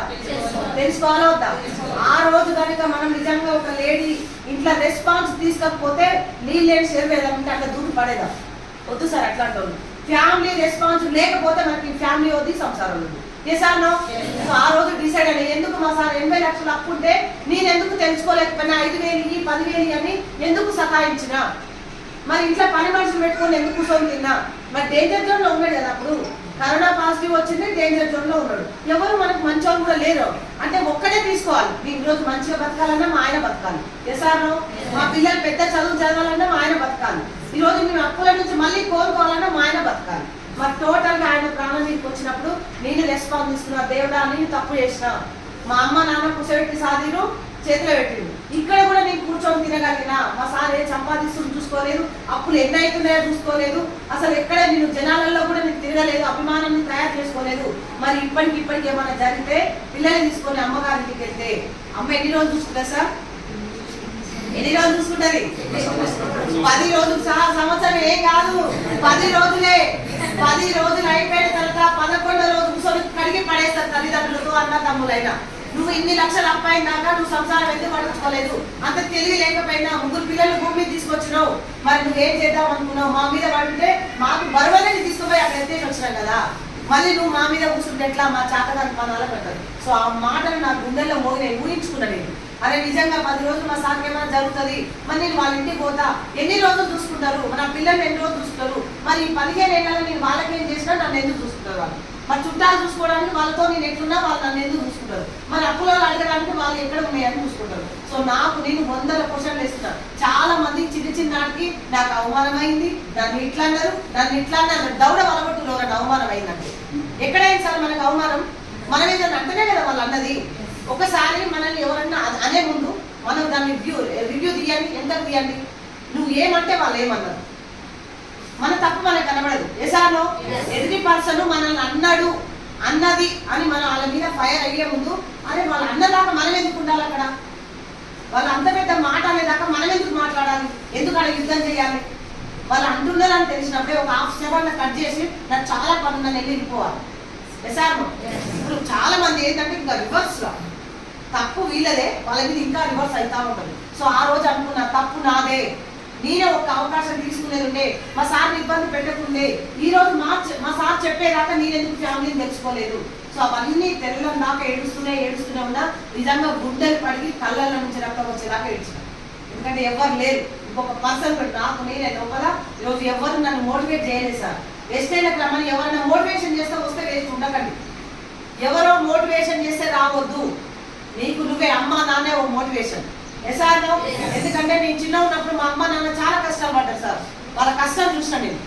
ఎందుకంటే మట్టి విద్యలు ఉంటే చూసిన ఒకప్పుడు వర్షం వస్తుంటే పాపం నైటే మళ్ళీ 10 గంటలకు లేచి పోయి తొక్కి రావాలి, ఆ మిద్దలు తొక్కి రావాలి, మట్టి కూలిపోతుంటే అగో మళ్ళీ తర్వాత అక్కడ కింద కురుస్తుంటే పిల్లలందరినీ ఒక మూల తోసి ఆ మంచం అడ్డం వేసి దాని ఒక కవర్ కప్పి ఆ గిన్నెలు పెట్టుకొని కూర్చొని తెల్లని దాకా చలి కొనుక్కుంటే కూర్చుంది సార్. నేను చూసిన మా అమ్మ నాన్న కష్టం. ఎవరో కష్టం మనకెందుకు చెప్పండి? ఎవరినో చూసి ఎందుకు మోటివేషన్ కావాలి? అగో అమ్మ నాన్నే నాకు మోటివేషన్, వాళ్ళని చూసినావు. ఈరోజు ఈ స్థాయికి ఉన్నాము అంటే వాళ్ళు ఆ స్థాయిని నిలబెట్టి ఆ రోజు, కానీ వాళ్ళకి ఏమి ఇవ్వాలి? మేము వాళ్ళంతా కష్టపడి మనల్ని ఈ స్థాయి తీసుకొచ్చి వాళ్ళకి ఏమి ఇవ్వాలి? ఈ రోజు అడుగుతారా సార్ డూప్లెక్స్ ఇల్లు? ఆ రోజు మట్టి విద్యలలో కొనుక్కుంటా తిండి తిప్పలు మానేసినావు, ఈ రోజు బిర్యానీ పెట్టాను అని అడుగుతారా? ఈ రోజు డూప్లెక్స్ కట్టి అని నాకు ఏసీ పెట్టి అని అడుగుతారా? ఏం లేదు బిడ్డ, మేము ఆ రోజు చాలా కష్టపడ్డాం. ఆ కష్టం మీ పిల్లలకు రాకుండా చూసుకొని ఒకటే సలహా ఇస్తాను. నేను పడ్డ కష్టం రేపు మీ పిల్లలకు రాకుండా చూసుకో, మాకేమొద్దు, మీరు హ్యాపీగా బతికితే మేము సంతోషంగా ఉంటాం అంటారు వాళ్ళు. ఎసార్నో సో అలాంటిది ఆ రోజు నేను డిసైడ్ అయినా కంపల్సరీ మా అమ్మ నాన్న మీద నేను డిపెండ్ కావడం కాదు, నేనే వాళ్ళకు ఒక కొడుకులాగా నిలబడాలనుకున్నాను సార్. నలుగురు కూర్చున్నాను ఈరోజు మా అమ్మ నాన్నకు ఒక కొడుకులాగా నిలబడ్డాను. చాలా హ్యాపీగా అనిపిస్తుంది, గర్వంగా హ్యాపీగా ఉంటుంది. ఒకప్పుడు అనుకున్న 4 బిడ్డలు ఎందుకు ఇచ్చారు దేవుడు అని మా అమ్మ నాన్న చాలా సార్లు ఏడుస్తుంటే విన్నా. దేవుడు ఎవరెవరో చనిపోతే పలానా ఇంట్లో వాళ్ళు దేవుడు తీసుకోబోతున్నాడు, నా ఇంట్లో తీసుకోపోతే బాగుండు కదా అనుకున్నా. అరే తీసుకుపోయిన పర్సన్ నేనే అయి ఉంటే బాగుండని కూడా అనుకున్నా. అరే మా అమ్మ నాన్న 4 బిడ్డలు వద్దనుకుంటున్నారు, నేను లేకపోతే ఏమైతుంది, 3 ఉంటారు కదా మా అమ్మ నాన్నకు అనుకున్నా. అంటే ఆ రోజే నాకు వద్దు జీవితం అనుకున్నాను. కానీ అలాంటి తల్లిదండ్రులకు ఏం చేయాలంటే కొడుకులాగా, కూతురు ఉన్నానే కదా వాళ్ళు భయపడ్డారు, కూతుర్లు ఉన్నానే కదా బాధపడ్డారు, కూతుర్లు ఉన్నారనే కదా వాళ్ళు అందరి దగ్గర తలదించుకున్నారు, అందరి దగ్గర చేతులు పెట్టుకున్నారు. సో అలాంటిది ఉండొద్దు, నేను మా అమ్మ నాకు కొడుకులాగా ఉండాలి. కొడుకు అంటే ఎవరు సార్? కష్ట సుఖాలు పంచుకునేవాళ్ళు. ఎసార్నో ముందు నడిచి దారి చూపేవాళ్ళు. సో ఏదైనా ఇబ్బంది వస్తే చూసుకున్నారు. కొడుకు కూతురు చూసుకోరా? సో డబ్బు ఉంటే కూతురు కూడా చూసుకోవచ్చు సార్. డబ్బున్న కొడుకులు ఎంతమంది చూసుకుంటారు ఒక్కసారి చెప్పండి. మన కొడుకులు ఉన్న వాళ్ళని కొడుకులు ఎంతమంది చూసుకుంటున్నారు? సో డబ్బు సార్ కొడుకు కూతురు కాదు, ఇక్కడ డబ్బే. డబ్బు ఉంటే తల్లిదండ్రులను చూసుకోవచ్చు. సో ఆ రోజు నేను అమ్మ నాన్నకు అలా డిపెండ్ కావద్దు అనుకున్నా. ఇంకొకటి మా పిల్లలు సార్ ఇప్పటికి స్టిల్ ఇప్పటి వరకు ఇది కావాలని నన్ను అడగలేదు. నేనే అనుకునేదాన్ని, అరే మా అమ్మ నాన్న నాకు మంచి డ్రెస్ కొనియలేదు, నేను నా పిల్లలకి అడిగింది కొనియాలనుకున్నా. కానీ ఆ స్థాయిలో కొనిస్తానా? సో మా పిల్లల్ని నేను బాగా చదువుకోవాలనుకున్నా, మా పిల్లల్ని పెద్ద చదువులు చదివించాలని నేను అనుకున్నా. సో నేను ఆ స్టేజ్లో హౌస్ వైఫ్ ఉంటే చదివిస్తానా? సో అది అనుకున్నా. నేను లేదు నా పిల్లలకి ఇవ్వాలి అంటే నేను ఏదో ఒకటి చెయ్యాలి. సో ఎక్కడ నేను మోసపోకూడదు, ఎవరిని మోసం చేయకూడదు, అబద్ధం అసలే ఆడకూడదు, ఇబ్బంది అసలే పడకూడదు. సో నలుగురికి మంచి చేయాలి, ఏం చేయాలంటే నాకు అప్పుడు గుర్తుకొచ్చింది వెస్టేజ్ మాత్రమే గుర్తుకొచ్చింది. బయటకు వెళ్ళాల్సిన అవసరం లేదు, మన వాళ్ళకు వినే వాళ్ళకు చెప్తే సరిపోతుంది. సో ఆ రోజు మా సార్ ఎప్పుడైతే ఒక 8 రోజులకు మళ్ళీ తిరిగి వచ్చిండు, ఎప్పుడైతే 80 లక్షల అప్పు నాకు అప్పుడు ఉంది, 102 రూపాయల చెక్కు ఉంది. సో అప్పటికి నేను వాడుతున్నాను కాబట్టి ఒక 102 నా అకౌంట్లో పడుతుంది. సో వాడుకుంటేనే సో ప్రాణాలు కాపాడుకుంటామా లేదా? అందరికి అర్థమైందా? నేను బిజినెస్ చేయలేదు సార్, ఫస్ట్ ఒక్కసారి చూడండి. కానీ మీరు 1 ఇయర్ దాకా లేట్ చేస్తారంటే మాత్రం ఇప్పుడు అంత వెళ్ళకపోవట్లేదు. అప్పుడు తాబేలాగా నడిచింది వెస్టీజ్, ఇప్పుడు మొత్తం జెట్ స్పీడ్ చిరుతలాగా వెళ్ళిపోతుంది. అప్పుడు తాబేలు లాగా ఉంది, సంవత్సరం అయినాక అట్లే ఉంది సార్. నేను జాయిన్ అయినా సంవత్సరం దాకా ఏ మీటింగ్ లేవు, ఏ స్టోర్ లేవు. ఎప్పుడైతే కరెంట్ వచ్చిందో ఈ మీటింగ్లు స్టోర్లు అని స్టార్ట్ అయితే ఆ గ్రూప్ లో యాడ్ చేసిందండి. కొనుక్కుంటే వాళ్ళని యాడ్ చేస్తారా లేదా? సో అది ఇప్పుడు మిమ్మల్ని ఎట్లా యాడ్ చేయించినా ఆ గ్రూప్ లో దయచేసి లెఫ్ట్ కాకండి, ఫస్ట్ తెలుసుకోండి. అందులో మిమ్మల్ని బిజినెస్ చేస్తాను కాదు, ఏం చేస్తున్నారు ఎట్లా చేస్తున్నారో గ్రూప్ లో యాడ్ చేస్తారు ఫస్ట్. కానీ ప్రతి నెల ఆరోగ్య అవసరం ఉందా లేదా? సో ఆరోగ్యం కోసం నేను అట్లా వాడుతున్నా, నాకు అది గ్రూప్ లో యాడ్ చేసి అదే టైంలో రోజు ఒక మెసేజ్ వస్తూ ఉంది. 10,000 వచ్చినాయి, 20,000 వచ్చినాయి, 30,000 వచ్చినాయి, హౌస్ వైఫ్ వచ్చింది, ఆయనకు వచ్చింది, స్టూడెంట్స్కి వచ్చింది అంటారు. అరే నేనంటున్నా 3 పిల్లలు భూమి తీసుకొచ్చినా, నేను ఏదో బాగా నైట్ అంతా ఏడ్చుకుంటా కూర్చున్నా, మరి నేను ఏదో ఒకటి సాధించాలని 102 చెక్కుతో నేను బయటకు వెళ్ళా. 80 లక్షల అప్పు, 106 రూపాయల సక్సెస్. అంటే 80 లక్షల ఫెయిల్యూర్, 100 రూపాయల సక్సెస్. ఎవరైనా వింటారా? మరి ఇక్కడ ఉన్న వాళ్ళకి ఒకరు ఎంత బాగుందా చెప్పుకున్నాడు. ఒక్కరు ఎత్తులు మేడం సేమ్ ఇలాంటి పొజిషన్ ఉందంటే చెప్పుకుంది ఉందా ఎవరికైనా అట్లా? 80 లక్షల అప్పు, 100 రూపాయల సక్సెస్. చదువు లేదు, తెలివి లేదు, లేడీస్ ని. మరి మా సార్ పెద్ద బిజినెస్ మ్యాగ్నెట్, ఎవరు చెప్పడానికి వీల్లేదు. మీరు అలా చెప్పుడు సార్ అప్పుడు ఎంపీటీసీ బిల్డర్ కోట్ల టర్న్ ఓవర్ చేస్తున్నాడు. కరోనా బాధ రోజులు అందరికి ఎంత ఆల్రెడీ ప్రాబ్లమ్లు ఉన్నా నా మాట ఎవరిని వింటారా? సో నేను నా మాట ఎవరైనా వింటారా, జాయిన్ అవుతారా? నేను లేడీ అన్న సంగతి ఆ రోజు మర్చిపోయినా. నా కళ్ళ ముందు ఒకటి కనిపించింది, 5,000 వస్తే చాలని అనిపించింది. ఎంత? 5,000 సార్. ఎందుకంటే 5,000 కోసం పిల్లలకు పాల ప్యాకెట్లకు కూరగాయల బిల్లులకు కావాలి. నాకు ఇప్పుడే వద్దు, లక్షలు కార్లు పని మనిషి ఏ వద్దు. ఈ పాల ప్యాకెట్లకు కూరగాయల బిల్లకు దోస్తుల కాడ, అక్క చెల్లెల కాడ, అమ్మ నాన్న కాడ ఎవరిని నేను తలదించి డబ్బులు అడగొద్దు అని డిసైడ్ అయ్యాను. సో నిజంగా మనం ఎవరిని అడగొద్దు అనుకుంటే వర్క్ చేస్తామా చేయమా? ఏముంది మా ఆయన తెచ్చిపెట్టాలి అనుకుంటే ఇంట్లో కూర్చుంటాం. ఎసాను ఏముంది మా అమ్మ 2 ఎకరాలు సంపాదించారు, మా అత్తగారు 6 ఎకరాలు ఇచ్చారు, ఇది కొడుకిస్తే ఇది బిడికిస్తే ఇది అమ్ముకొని తింటా అనుకుంటే ఏ పని చేయకూడదు కాదు. ఎసాను ఏముంది నాకు జాబ్ వస్తుంది, 50,000 వస్తున్నాయి, 10,000 ఇటు పోతాయి, 10,000 అటు పోతాయి, 10,000 ఇటు పోతాయి, 10,000 దావత్కి ఓ 10,000 ఎంతకేస్తా అనుకోప్పుడు ఏదైనా రోగం వస్తే 2 లక్షలు తెస్తాడు అడుగుతా సార్. అంతే కదా, 1,00,000 వచ్చినా 10,000 ఎంతకేసినా ఒకేసారి 3-4 లక్షలు పడతాయి సార్ హాస్పిటల్ కదే. సో అందుకని దయచేసి 1,00,000 అకౌంట్లో ఉంచుకోమని ఎందుకు చెప్తాంటే, ఆ 1,00,000 రూపాయలు అనుకోకుండా నీకు ఏమైనా జరిగితే నువ్వు హాస్పిటల్లో జాయిన్ చేసి ట్రీట్మెంట్ స్టార్ట్ అయ్యి అక్కడ బాగుంది అని అప్పుడు ఫోన్ చేయాల్సి ఉంటాను. ఎసాను 1,00,000 ఉంటే 1,00,000 లేకపోతే ఎప్పుడు చేస్తావు ఫోను? దెబ్బ తలగంగా కాక దెబ్బ తగ్గిందో నిజమా కదా? అదే నీ అకౌంట్ లో పైసలు ఉంటే ఒకటి ఫోన్ చేస్తావు సార్, అదే ఫస్ట్ నీ దావా తీసుకోపోతా. అకౌంట్ లో పైసలు ఉంటే ధైర్యం సార్. అకౌంట్ లో పైసలు లేని వాళ్ళకి దెబ్బ ఫోన్ కొడతారు. పేషెంట్ ఆనే ఉంటది, రక్తం పోయి ఉంటది, దెబ్బ తలిగి ఉంటది. అందరూ అంటారు మా అమ్మ అంటే చాలా ఇష్టం, నా పిల్లలంటే చాలా ఇష్టం, మా అమ్మ అంటే నాకు ప్రాణం అంటారు. పుట్టుకున్న వాళ్ళకి ఏదైనా జరిగింది సార్, ఎవ్వరికి ఫోన్ చేయకుండా హాస్పిటల్ జాయిన్ చేయి, నువ్వు నిజంగా అదృష్టవంతుడు. నిజంగా అప్పుడు నువ్వు పోటీసాడు. ఫస్ట్ దెబ్బ తగ్గినప్పుడు కాదు, ట్రీట్మెంట్ స్టార్ట్ అయినాక తగ్గినాక హ్యాపీగా టిఫిన్ చేసుకుంటా. లేదు పొద్దుగాల దెబ్బ తగిలింది మా అమ్మకు, లేదా మా అమ్మకు దెబ్బ తగిలింది, మా పాపకు జ్వరం వచ్చింది, హాస్పిటల్ జాయిన్ చేసినా, ఫీజు కట్టినట్టు చేసినా, ఏదో చూసుకోదాం కదా అని చెప్పినా అని చెప్పాలి. వాళ్ళు వచ్చిన వాళ్ళు కూడా పైసలు ఇస్తే అసలే తీసుకోవద్దు, అప్పుడు నువ్వు రియల్ కోటీశ్వరుడు. ఎసాను ప్రేమ ఉంది కాబట్టి చూసుకోవాలి, డబ్బులు ఇస్తాను కాదు. ఒకవేళ అనుకోకుండా 1,00,000 ఖర్చు అయింది సార్, ఈరోజు మాకే అయింది, ఈరోజు నాకేదన్నా అయింది, ఒక 10 లక్షలు వచ్చింది, నా అకౌంట్ 10 లక్షలు ఉంటాయి సార్. మా ఆయన తీసుకుపోయి హాస్పిటల్ జాయిన్ చేసినాక అప్పుడు టీమ్ వాళ్ళే వచ్చి పెడతారు నెక్స్ట్ డే ఖర్చు కావాలి. కానీ మళ్ళీ నెక్స్ట్ నెల 4 లక్షలు పడతాయో పడారు, వాళ్ళకి ఇవ్వచ్చా లేదా? సో అది సార్ మన వర్క్ అంటే. దయచేసి అందుకనే 1,00,000 ఉండాలి అంటే ఒక 1,00,000 పెట్టుకొని వర్క్ చేయాలని డిసైడ్ అయినా. సో 102తో బయటకు వెళ్ళినా, ఎందుకంటే నా మైండ్ 5,000 ఉంది. నీ మైండ్ లో ఏది లేకపోతే అందరూ అన్నది నీ తలకాయ ఇంకా పడుతుంది. ఇప్పుడు ఇంట్లో నుంచి బయటకు వెళ్ళి ఒక పర్పస్ ఉందా లేదా? ఏదో పిలిచిరు కదా స్కూల్ కాడ పోదామని వచ్చిరా, తెలుసుకుందామని వచ్చిరా లేదా? సో తెలుసుకునేది ఒకటే, ఏం చేయాలి అని తెలుసుకోవాలంటే ఫస్ట్ మనం వాడుకోవాలి. సో ఈ రోజు మీ ప్రాణాలు కాపాడింది వెస్టీజ్. ఓన్లీ వాడుకున్నాం కాబట్టి ప్రాణాలు కాపాడింది. మరి పరువు కాపాడుకోవాలా వద్దా? కాపాడుకోవాలా వద్దా? సో నా డిసిషన్ అది. నెక్స్ట్ ప్రాణం అయితే కాపాడుకున్నా, మరి ఇంట్లో మేము బయటకు వెళ్ళాలంటే ఎప్పటికైనా తలదించొద్దని చెప్పి ఆ రోజు 102 చెప్పుకొని బయటకు వెళ్తే చాలా ఇబ్బందులు అయితే వచ్చినాయి. చాలా మంది అన్నారు చదువు రాదు అన్నారు. చదువు రాదని వాళ్ళే అన్నారా? నేను కూడా అనుకున్నాను.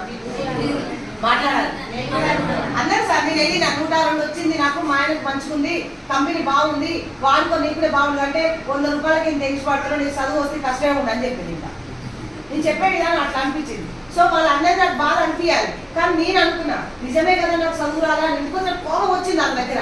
కానీ ఇంటికి వచ్చి మళ్ళీ నాకు నేనే రివ్యూ చేసుకున్నాను. నిజమే కదా నాకు చదువు రాలేదు. మళ్ళీ ఇంకొకరు చెప్పినా నీకు అసలు తెలివే లేదు, మీ ఆయన పాల ప్యాకెట్లు సీరపిండి కావాలంటే మీ ఆయన ఏమని పెట్టుకొని పోతావు, నువ్వు వచ్చి సభల గురించి చెప్తున్నావు ఏంటన్నారు.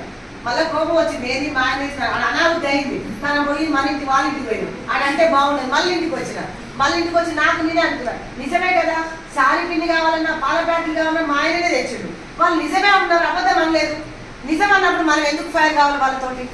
ఎసానో నాకు నిజమే కదా నా మీద తప్పేసుకున్నా. సో తర్వాత అన్నారు మీ ఆయన ఎంపీటీసీ బిల్డర్, ఆ రోజు లెక్క చేయలే, ఈ రోజు లెక్క చేయలే, ఇలా మా ఇంటికి వచ్చిన బాగా అయింది నీకు అన్నారు. అంటారా అన్నారా? సో మనది నిజమా అబద్ధమా? నిజమే కదా. నేను వాళ్ళ ఇంటికి వెళ్ళినా కదా, కానీ మళ్ళీ ఏదో ఒక రోజు ఎదగాలంటే నేను గెలవాలి. సో వాళ్ళన్నది తప్పు, నీకు తగ్గి వెళ్ళలేదు, నీకు మంచి చేసిన అని తెలియాలంటే నీకు గెలవాలి. ఎసానో మా సార్ ఎంపీటీసీ అయిపోయింది, బిల్డర్ అయిపోయింది. నేను నీ దగ్గరకు వచ్చిన, నేనే తీసుకుందామని నేను రాలేదు, నీకు మంచి చేద్దామని వచ్చిన. ఎసానో సో అది నేను అందులోనే పాజిటివ్ పెట్టుకున్నా. ఆ నెల మొత్తం చాలా ఇలాంటివి వచ్చినాయి. నిజంగా మన ఆలోచన మంచిదైతే ఎదుటి వాళ్ళకి మంచిగా జరగాలని మంచి మనస్తత్వం ఉంటే వాళ్ళకు కూడా మంచి జరగాలి, మనకు కూడా మంచి జరగాలి. సో అలాంటి ఆలోచన ఉన్న వాళ్ళకు పంచభూతాలు మన వెనకాల నడుస్తాయి. ఇది మాత్రం రాసిస్తాను. సో మన ఆలోచన మంచిదై ఉండాలి, ఎదుటి వాళ్ళకు మంచి జరగాలి. అలాంటప్పుడు పంచభూతాలు మన వెనకాల ఎండ వాన ఏం చేయలేదు వాళ్ళకి. సో మన ఆలోచన మంచిదైతే సో అలా ఆ రోజు నేను డిసైడ్ అయినా. సో ఎక్కడ ఏది ఉందో నాకు వందొచ్చిందని చెప్పడంతో రియల్ గా మనం ఈ రోజు ఏం చేస్తున్నాం అంటే వెస్టర్న్ లో కారు ఉంది, ఇల్లు ఉందని చెప్పి వేరే వాళ్ళకి జరిగిందంటే చెప్తుంది. అది చెప్పకూడదు. నీకు ఈ రోజు ఎందుకు వచ్చినావు, ఏమర్థమైంది అదే చెప్పాలి. కానీ చాలా మంది ఏం చేస్తున్నారు, ఏది పడితే అది చెప్పడం వల్ల మనకంటే ముందు రోజులు అధిక తెలుగు కళ్ళు వస్తారు. ఈ రోజు ఎండిఓ సార్ అని చెప్పారు. నిజంగా సార్ ఎండిఓ అందులో పర్ఫెక్ట్, కానీ ఇందులో వెస్టీల్లో లక్ష రావాలంటే ప్లాన్ సాకాడుందా? ఉందా సార్? ఎక్కడ తగ్గాలో ఎక్కడ ఎవరితే మనలో తెలుస్తుందా? అందులో పర్ఫెక్ట్. ఈ రోజు ఎండకు వాళ్ళు సార్, ఈ రోజు మేము పొలం పని చేసేవాళ్ళు పొద్దున పోయి సాయంత్రం దాకా పని చేస్తాం. మనం చేస్తామా? నా వల్ల కాదు. మన 10 గిజలు పెట్టడానికి కాంచి నడుస్తారు, ఆయాసం వచ్చేస్తున్నారు. మీరు ఇప్పుడు అక్కడ వాళ్ళు రోజు చేస్తారు కాబట్టి అది ప్రాక్టీస్. సో నాకు అది ప్రాక్టీస్ లేదు. ఎవరి పనిలో వాళ్ళు పర్ఫెక్ట్. సో అట్లా నేను ఆ రోజు మొత్తం చెప్పిన. అందుకని మనకి ఏది అర్థమైందో అదే చెప్పడంతో 100 వచ్చిందని చెప్తే నిజంగా మనము ఒక 40 మందికి చెప్తే ఆ నెల మొత్తం 4 జాయిన్ అయ్యారు. నాకు సెకండ్ ఇన్కమ్ వచ్చేసి 420 వచ్చింది. క్లాస్ కొడతారా? ఇన్కమ్ అని నేను అనుకోను, ఎందుకంటే ఇది రెగ్యులర్ గా వాడితే 100 రూపాయలే వస్తుంది. సో ఇక్కడ 420 వచ్చింది. థర్డ్ ఇన్కమ్ 1200 వచ్చింది. తర్వాత ఫోర్త్ ఇన్కమ్ 4800 వచ్చింది. ఫిఫ్త్ ఇన్కమ్ 6000 రూపాయలు ప్లస్ 2515 రూపాయల సమాన్ ఫ్రీ వచ్చింది. నేను పోయింది ఎంత ఫస్ట్ వేసేళ్ళకి మాట్లాడాలి. అనుకున్నానా లేదా? అనుకున్నా 30,000 అనుకున్నా 4 ఏళ్ళు పని చేసిందా? అనుకోవచ్చు ఇంట్లో కూర్చుని వేరు, అనుకొని పని చేయడం లేదు. నేను అనుకున్న 5,000 కావాలని, 5,000 కావాలనుకొని ప్రతి నెల బయటకు వెళ్ళినా ఇంట్లోనే కూర్చున్నా. బయటకు వెళ్ళినాను కాబట్టి వీళ్ళందరూ నన్ను కూడా అన్నారా లేదా? మరి ఇప్పుడు మిమ్మల్ని అన్నట్టు ఎందుకు ఫీల్ అవుతారు? వాళ్ళు అన్నా సరే నువ్వు నిలబడతావు చూడు, అప్పుడు రియల్ హీరో.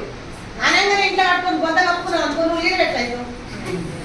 వాళ్ళు అన్నారు నిజమే అన్నారు అనుకుంటే ఏమవుతుంది? లేకపోతే మనసులో పెట్టుకో, బిడ్డ ఏదో ఒక రోజు నేను గెలుస్తా, నన్ను అన్నావు కదా, నువ్వు కూడా నాతో పాటు వచ్చేటట్టు చేస్తా అనుకోని రావాలి. ఇక అనుకో నువ్వు రాలేదు, కొనలేదని పంచాయతీ పెట్టుకున్నావు అనుకో, పుట్టుకునే పోతాను వేరే టీం ఉన్నట్టు ఐడి తీసుకుంటాడు. ఇంకా కోపంతోనే తీసుకుంటారు కదా. అందుకనే ఫస్ట్ కలిసిన వాళ్ళతో కలిసిన వాళ్ళు మనకి హ్యాపీగా ఉండాలి అంతే. వాళ్ళు బిజినెస్ చేయకపోండి. సో అట్లా 6,000 రూపాయలు నాకు ఇన్కమ్ వచ్చింది. 6,000 వచ్చినప్పుడు ఇది నాకు కొంచెం ఆశ స్టార్ట్ అయింది. అప్పటిదాకానే వస్తే చాలా 5,000 మా ఆయన కానీ ఎవరో చేసుకొని వచ్చినాక అనుకున్నా. ఎప్పుడైతే 6,000 వచ్చినాయో ఒక రోజు చిన్న మ్యాటర్ వచ్చింది. ఇప్పుడు మీకు ఎట్లా వచ్చిందో పోస్టర్, నాకు మ్యాటర్ వచ్చింది. గ్రూప్ లో యాడ్ చేసిన అని చెప్పినా లేదా? ఇప్పుడు ఆల్రెడీ ఒక 4-5 యాడ్ చేసినా, ఫేస్ సరిగ్గా క్లారిటీ లేక ఆపినా. సో ఆ గ్రూప్ లో యాడ్ చేసాడు. గ్రూప్ ఊపుకుంటారా? మనం ఊపుకుంటాం కానీ గ్రూప్ లో ఊపుకుంటారా? మనం ఊపుకుంటాం. అర్థం కాలేదు లేకపోతే తెలియలేదు ఊపుకుంటాం. కానీ గ్రూప్ లో జాయిన్ అయిన వాళ్ళు వేరే వాళ్ళు ఊపుకుంటారా? ఆల్రెడీ వాళ్ళు నాలాగా డిసైడ్ అయ్యి ఊపుకుంటారా? సో వాళ్ళు డిసైడ్ అయ్యారు కాబట్టి వాళ్ళు ఊరుకోరు కాబట్టి రోజు ఒక మీటింగ్, రోజు ఒక పోస్టర్, రోజు ఒక పెడతారు. నాకు కూడా కొంచెం 6,000, 6,000, 8,000, 12,000 వచ్చేసరికి డౌట్ వచ్చి తెలుసుకోవాలని వెళ్ళిన. నిజంగా ఈరోజు ఒక హౌస్ వైఫ్ గా నిలబడి ఒక లీడర్ గా క్రియేట్ అయ్యి మీ ముందు ఒక చెక్కిన శిల్పంలా ఉన్నానంటే మాత్రం hour great leader my mentor MSR గారికి ఒక్కసారి మాటలు విన్నాం. వనస్థలిపురంలో ఒక మీటింగ్ జరిగింది. ఇలాంటి మీటింగ్ లో కూర్చున్నా.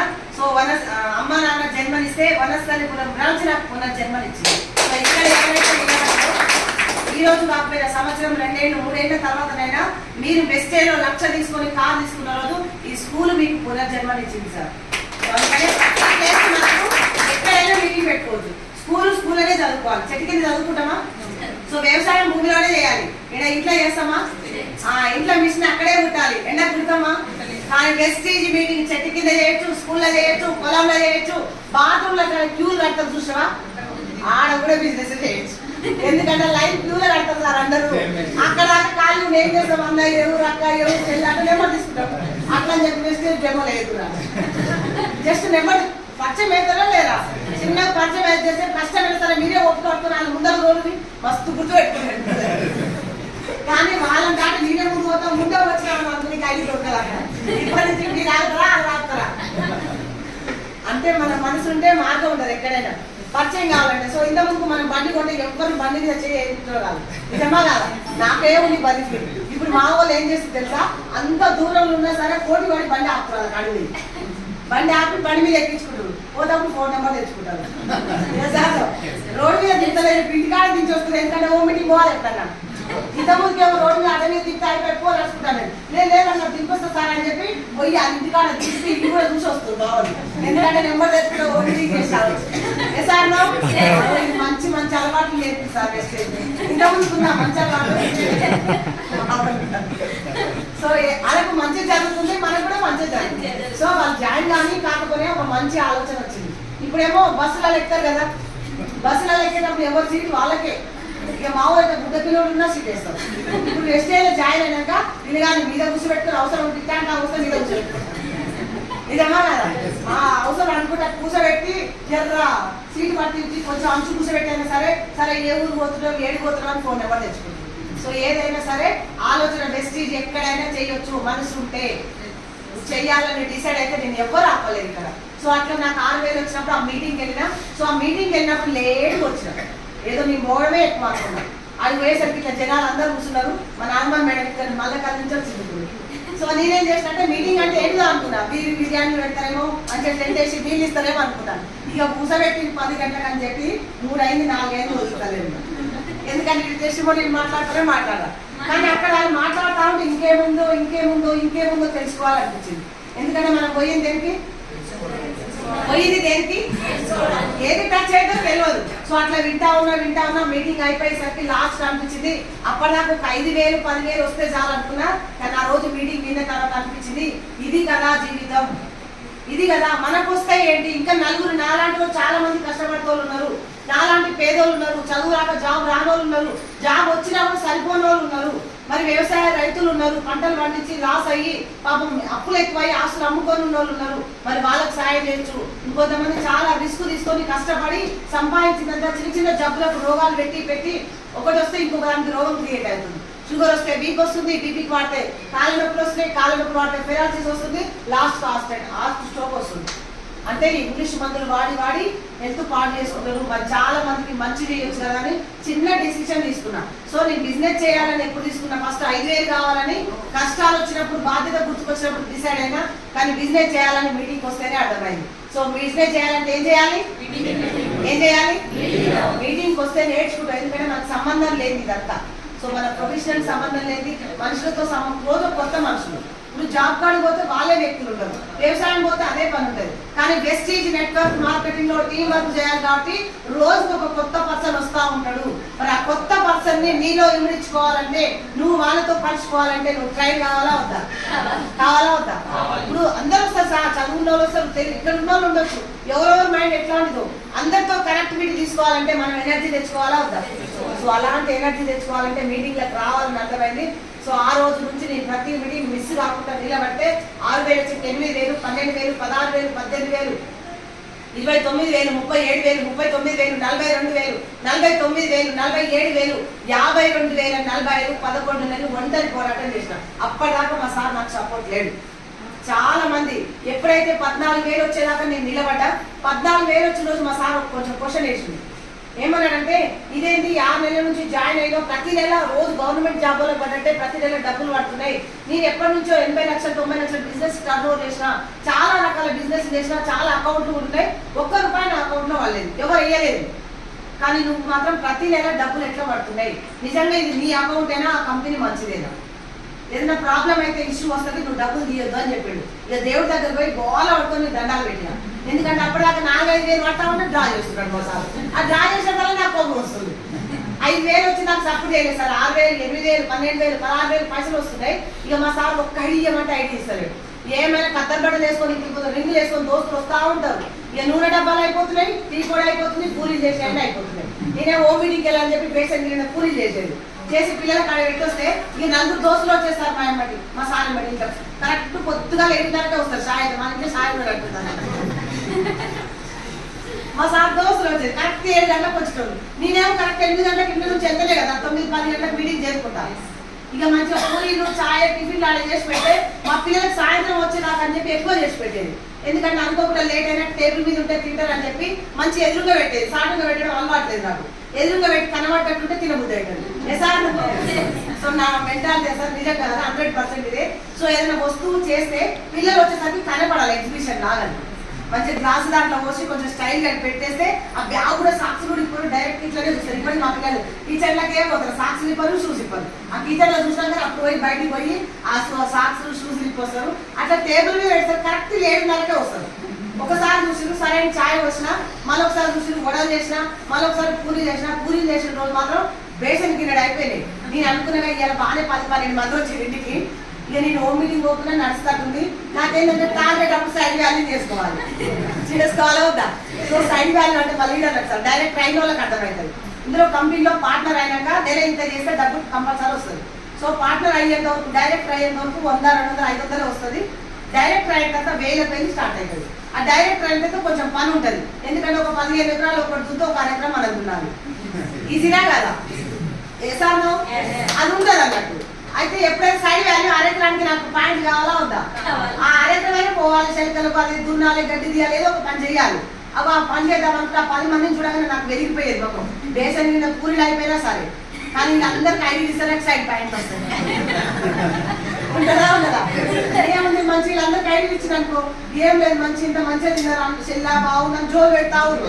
ఇక వాళ్ళు మాట్లాడిన బట్టలు చూసి, వాళ్ళు బట్టలు ఇస్త్రీ బట్టలు వేసుకొని వచ్చారు, చేతిలో గింగులు బాగానే ఉన్నాయి, కొంచెం ఇంత లావు ఉన్నాయి. నేను చూసి అంటే ఇది బాగా పైసలు ఉన్నట్టు బిజినెస్ చేయకున్నా సరే ఐడి ఇచ్చిపోతే సైడ్ పాయింట్లు వస్తాయి. ఆ ఇంటికానే ఉండొచ్చు, బయటకు ఓపెన్ నడుస్తుంది అనుకున్నా. పూరీలన్నీ కథం పెట్టి చాయ్ మొత్తం అయిపోయింది. సప్పుడాక బయటకు వస్తే దగ్గర పోయి ఆ ప్లేట్ చేస్తాను పోయి అన్న వదలనే మరి ఎవరు అడిగినప్పుడే అది అలా వద్దా? వీళ్ళు సపోర్ట్ చేస్తలేదు, వీళ్ళు బిజీగా ఉంటారేమో, బాగా సంపాదించడోలేమో అనుకున్నా. అన్న మీరు బిజీగా ఉంటారు కదా, వదిలేని ఖాళీ ఉంటారు కదా, వదిలేనే మరి ఎవరు అడిగినా. మా సార్ నన్ను కసిరించిండు. మా సార్ కసిరించిన కాదు బాగానే మా సార్ మీద ఇంకా వెపన్ తీసిన ఒకటేసారి. నువ్వు ఎట్లా దోశలు పనికి మాలలో వాళ్ళందరూ పట్టుకొచ్చినావు, అది చూస్తే బాగున్నోళ్ళు ఉన్నట్టుంది. ఇప్పుడు నాకు సైడ్ పాయింట్లు ఐడీలు ఏమంటే ఐడీలు ఇస్తారు, నన్నే హోమ్ మీటింగ్ పోవద్దు అంటున్నావు. వీళ్ళ కోసం టైం వేస్ట్ చేసిన ఆడ బస్సు లేట్ అయింది. ఇప్పుడు ఆధార్ కార్డు కాదు కదా, ఆడ బస్సు లేట్ అయింది, మీటింగ్ కూడా లేట్ అయింది. మీటింగ్ లేట్ అయినా సరే నేను కొనిపించి పాయింట్ కొనిపించుకున్నామంటే నువ్వు వాళ్ళ దోస్తులకు కూడా ఐడీలు ఇస్తారు అని చెప్తే మా సార్ చెప్పింది కదా, రాగే వాళ్ళు బయటకు వెళ్ళాక చెప్తా అని చెప్పింది. సో వాళ్ళు బయటకు వెళ్ళాక మా సార్ నాకు ఒకటి సీక్రెట్ చెప్పింది. సార్ ఏం చెప్పినా ఏ చూస్తాను వాళ్ళు అట్నే ఉంటారు, కానీ వాళ్ళ మేడానికి అసలు తెలియలేదు, వీళ్ళకి మాత్రం లోపల చిల్లిపోయిన భార్య ఉంటుంది. వాళ్ళ మేడానికి మీ యొక్క బాధ్యత లేదు, వీళ్ళు మాత్రం లోపల చిరిగిపోయిన భార్య ఉంటుంది, బయటకి ఇస్త్రీ అని చేసుకుని అట్నే ఉంటుంది అని చెప్పింది. ఇప్పటికి మా సార్ దోస్తాను పోతాను నేను ఇక చెప్పినాక పోతామా సార్. సో నేను బట్టల గురించి అంటలేదు, ఎవరు తప్పు పట్టద్దు, బాధల గురించి అంటున్నాను సార్. సో అంటే లోపల చాలా కష్టాలు, బాధలు, అప్పులు, అవమానాలు ఉన్న ఒక జెంట్స్, ఒక ఇంట్లో మగ మనిషి ఏం చేస్తారంటే కనపడనియొద్దు అని చెప్పేసి ఇస్త్రీ అంగి మీద బయట తిరుగుతారు, నవ్వుతూ తిరుగుతారు. సో ఇస్త్రీ అంగి అంటే నవ్వు, అంటే ఆ వాయిస్ని. సో నేను బట్టల గురించి అంటే మీరు నవ్వుతారని చెప్పి జోక్ చేసిన, హౌస్ వైఫ్ కాబట్టి అట్లా సీరియస్గా చూస్తున్నారు మరి. సో బాధలు అంటే చిరిగిపోయిన పని. బాధలు చెప్తారా సార్ ఎవరైనా? అప్పులు చెప్తురా, కష్టాలు చెప్తురా, అవమానాలు చెప్తురా? సో నవ్వు ఒకటే ఎందుకు అంటున్నంటే నవ్వుతూ మాకు బాగా ఉంది అని చెప్పడానికి బయట ఆ షెట్ లాగా తిరుగుతారు. సో ఇందులో మిస్టేక్ ఉంటే మార్చుకోండి, నేను ఎవరిని క్షమాపణ కూడా అడగదు, అది రియల్ కాబట్టి. ఎందుకంటే మధ్య తరగతి కుటుంబం నుంచి నేను అలానే వచ్చిన. సో ఆ రోజు నుంచి మా సార్ దోస్తులకు ఐడి లేదు, ఇప్పుడు ఒక దోస్తు రాలేదు సార్. ఎందుకంటే ఆ దోస్తులు తెలిసినాక ఎందుకు వస్తారు సార్? ఇక లేకున్నా ఉన్నట్టు యాక్షన్ చేస్తారు, అక్కడ పోవచ్చా సార్? మరి ఇప్పుడు కూడా మీరు లేకుండా ఉన్నట్టు యాక్షన్ చేస్తే మేము డబ్బులు ఇప్పియాలా, ఆగిపోవాలా? అందుకని మీటింగ్ అయిపోయిన తర్వాత అట్లనే ఉంటారా? లేదు మేడం మా జీవితాలు మారాలి, మేము కూడా చాలా వర్క్ చేస్తున్నాం, ఇబ్బంది పడుతున్నాం, సరిపోవట్లేదు, టైం పాస్ అంటే కొంచెం మాకు వీలైన టైంలో చేస్తామనుకుంటే అప్లైమెంట్ దగ్గర కూర్చొని ఎలా వర్క్ చేయాలో, ఎక్కడెక్కడ టీం ఉందో, మీకు ఎక్కడెక్కడ డేట్ కావాలో, మీకు ఎక్కడెక్కడ వర్క్ చేసే వాళ్ళు ఉన్నారో వాళ్ళందరినీ కమ్యూనికేషన్ చేసుకుంటూ స్లోగా ముందుకెళ్దాం. సో ఆ రోజు నేను డిసైడ్ అయినా, ఎప్పుడైతే 14,000 వచ్చినాయో మా సార్ డబ్బులు తీయలేదు. డబ్బులు ఎవరివి? అకౌంట్ లో డబ్బులు పడతాయి ఎవరివి సార్? వెస్టేజ్ వాళ్ళ అకౌంట్ లో పైసలు పడతాయి ఎవరివి? నాయ అనండి, ఎవరి? నీయే కదా. అది ఎవరు తెలుస్తుంది నాయని? మీటింగ్ వచ్చిన వాళ్ళకి తెలుస్తుంది, ఈ వెస్టేజ్ లో ఉన్న వాళ్ళకి తెలుస్తుంది, ఇంటికాడ ఉన్న వాళ్ళకి తెలుస్తుందా? మా సార్ మీటింగ్ రాలే, వెస్టేజ్ తెలియదు కాబట్టి ఈ పైసలు రాజేయొద్దు అనుకున్నాడు. అప్పుడప్పుడు ఏమైతే 5,000 6,000 పడ్డప్పుడేమో నేనే అన్ని ఖర్చు పెట్టినా 10,000 20,000 పడేసరికి పానం అంతా పోలాడుతుంది, ఒకటే తీసుకుంటాడు పైసలు. ఈ కరెంట్ బిల్లు అలా నుంచే కడుతున్నాడు, ఫోన్ల బిల్లు అలా నుంచే కడుతున్నాడు, కూరగాయలకు అలా నుంచే కడుతున్నాడు, పెట్రోల్ అలా నుంచే కడుతున్నాడు, ఆయన పెట్రోల్ అలా నుంచే కడుతున్నాడు. నాకు కొంచెం బాధ అయ్యింది. ఉన్న ఐడీలు ఇవ్వమంటే ఇస్తారు, పనికి మళ్ళీ దోస్తులు ఉన్నాడు, ఆ పనికి మళ్ళీ దోస్తులు ఐడీలు తీసుకుని కనీసం నువ్వన్నేమంటే వస్తే కనీసం ధనలక్ష్మి మేడం వల్ల సార్ వస్తుందని చెప్పిన సార్ నాకు వస్తా పట్టరా సార్ చెప్పి ఎక్కడ పోయింది సార్ బయట. ఇప్పుడు మా సార్ వస్తే సార్ వస్తాడా రాడా? బిజినెస్ చేయకుంటామా, ఐడి చేయకుంటామా, ఎట్లా లేరు. కనీసం ధైర్యం ఉంటే దూరం హోమ్ మీటింగ్ ఉంది సార్, ఇంత దూరం వచ్చినాం, ఒక హోమ్ మీటింగ్ అంటే మా సార్ ఏమంటుంటే పోతానా పోదా? ఇప్పుడు మా సార్ లేడు కాబట్టి డబ్బులు మీటింగ్ అయిపోయి చదువుకొని పోవాలి ఇంటికి. ఇక నేను అనుకున్నది ఎమ్మటికి వస్తలేడు, ఇక పైసలన్నా మిగిలిపోయి ఎట్లన్నా ఖర్చు తగ్గుతుంది అని చెప్తే 14, 16, 18, 20 మొత్తం 2,60,60,000 రూపాయలు నాకు అవుతుంది సార్. 2,60,60,000 భార్య అకౌంట్ ఉంటే భర్తకి ఎట్లుంటాయి చెప్పండి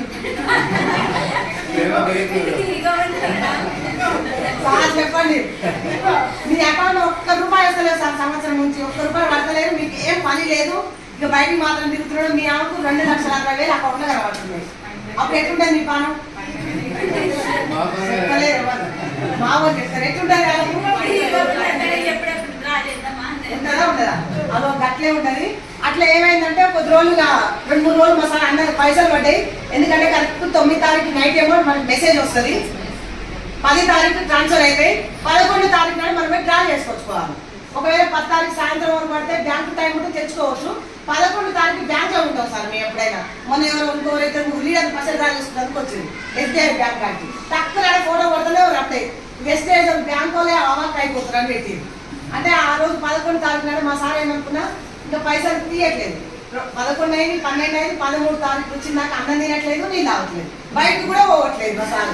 నేను అనుకున్నా కదా ఏమైంది మీ దోస్తులు వచ్చినట్టే, ఏ పనికి మన దోస్తులు రాకుంటే మీరు అన్నా అదేంటి నిన్న మనం మీ దోస్తులు ఒకటే సాయం టిఫిన్ తిన్నావు, అప్పుడంటే పైసలు లేక పాయింట్ రాక పొద్దు తినొద్దు అని చెప్పినారు. ఇప్పుడు ఏం కాదు తినాలి, 50,000 జీతం వస్తుంది మంచిగా, తినిపోని పాప వాళ్ళ ఇంట్లో వంట చేస్తారో చేస్తలేదో తినిపోని అని నేను చెప్పిన.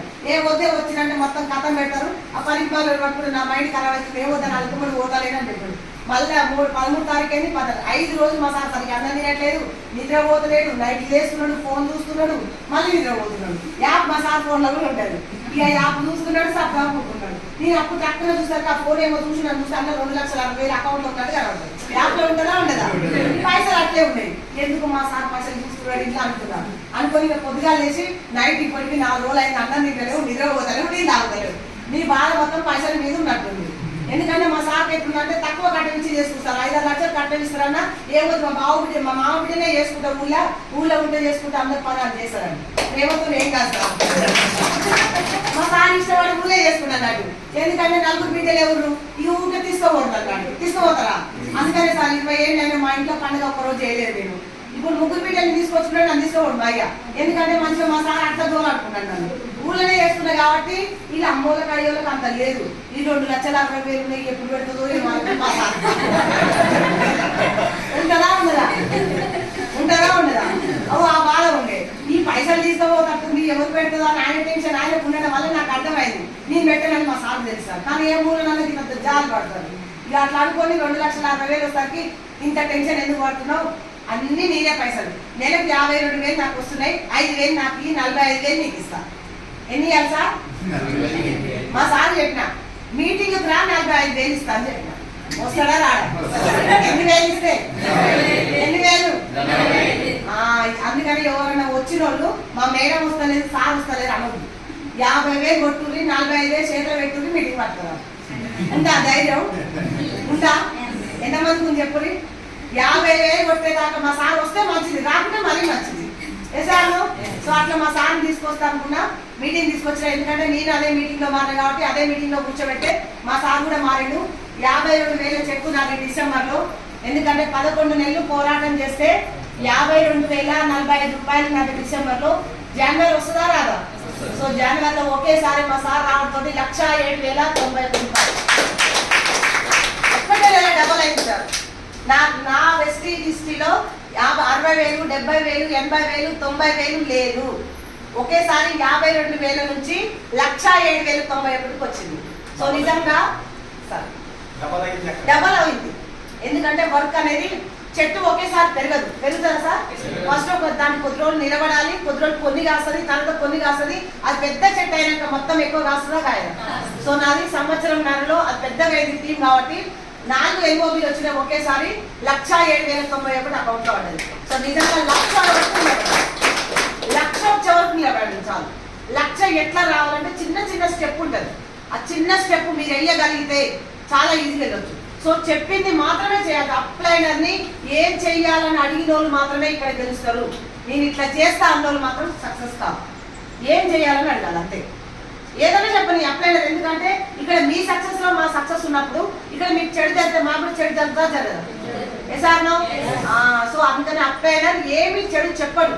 కాకపోతే మీటింగ్ రమ్మంటారు, టీంని పరిచయం చేయించమంటారు, సిఎన్సీలో ఉండమంటారు, టికెట్లు బుక్ చేసుకోమంటారు, కొత్తగా ఓపీటీలు పెట్టమంటారు, కొంచెం దూరం సెమినార్ ఉన్నా కొద్ది రోజులు సాటిస్ఫైడ్ చేయమంటారు.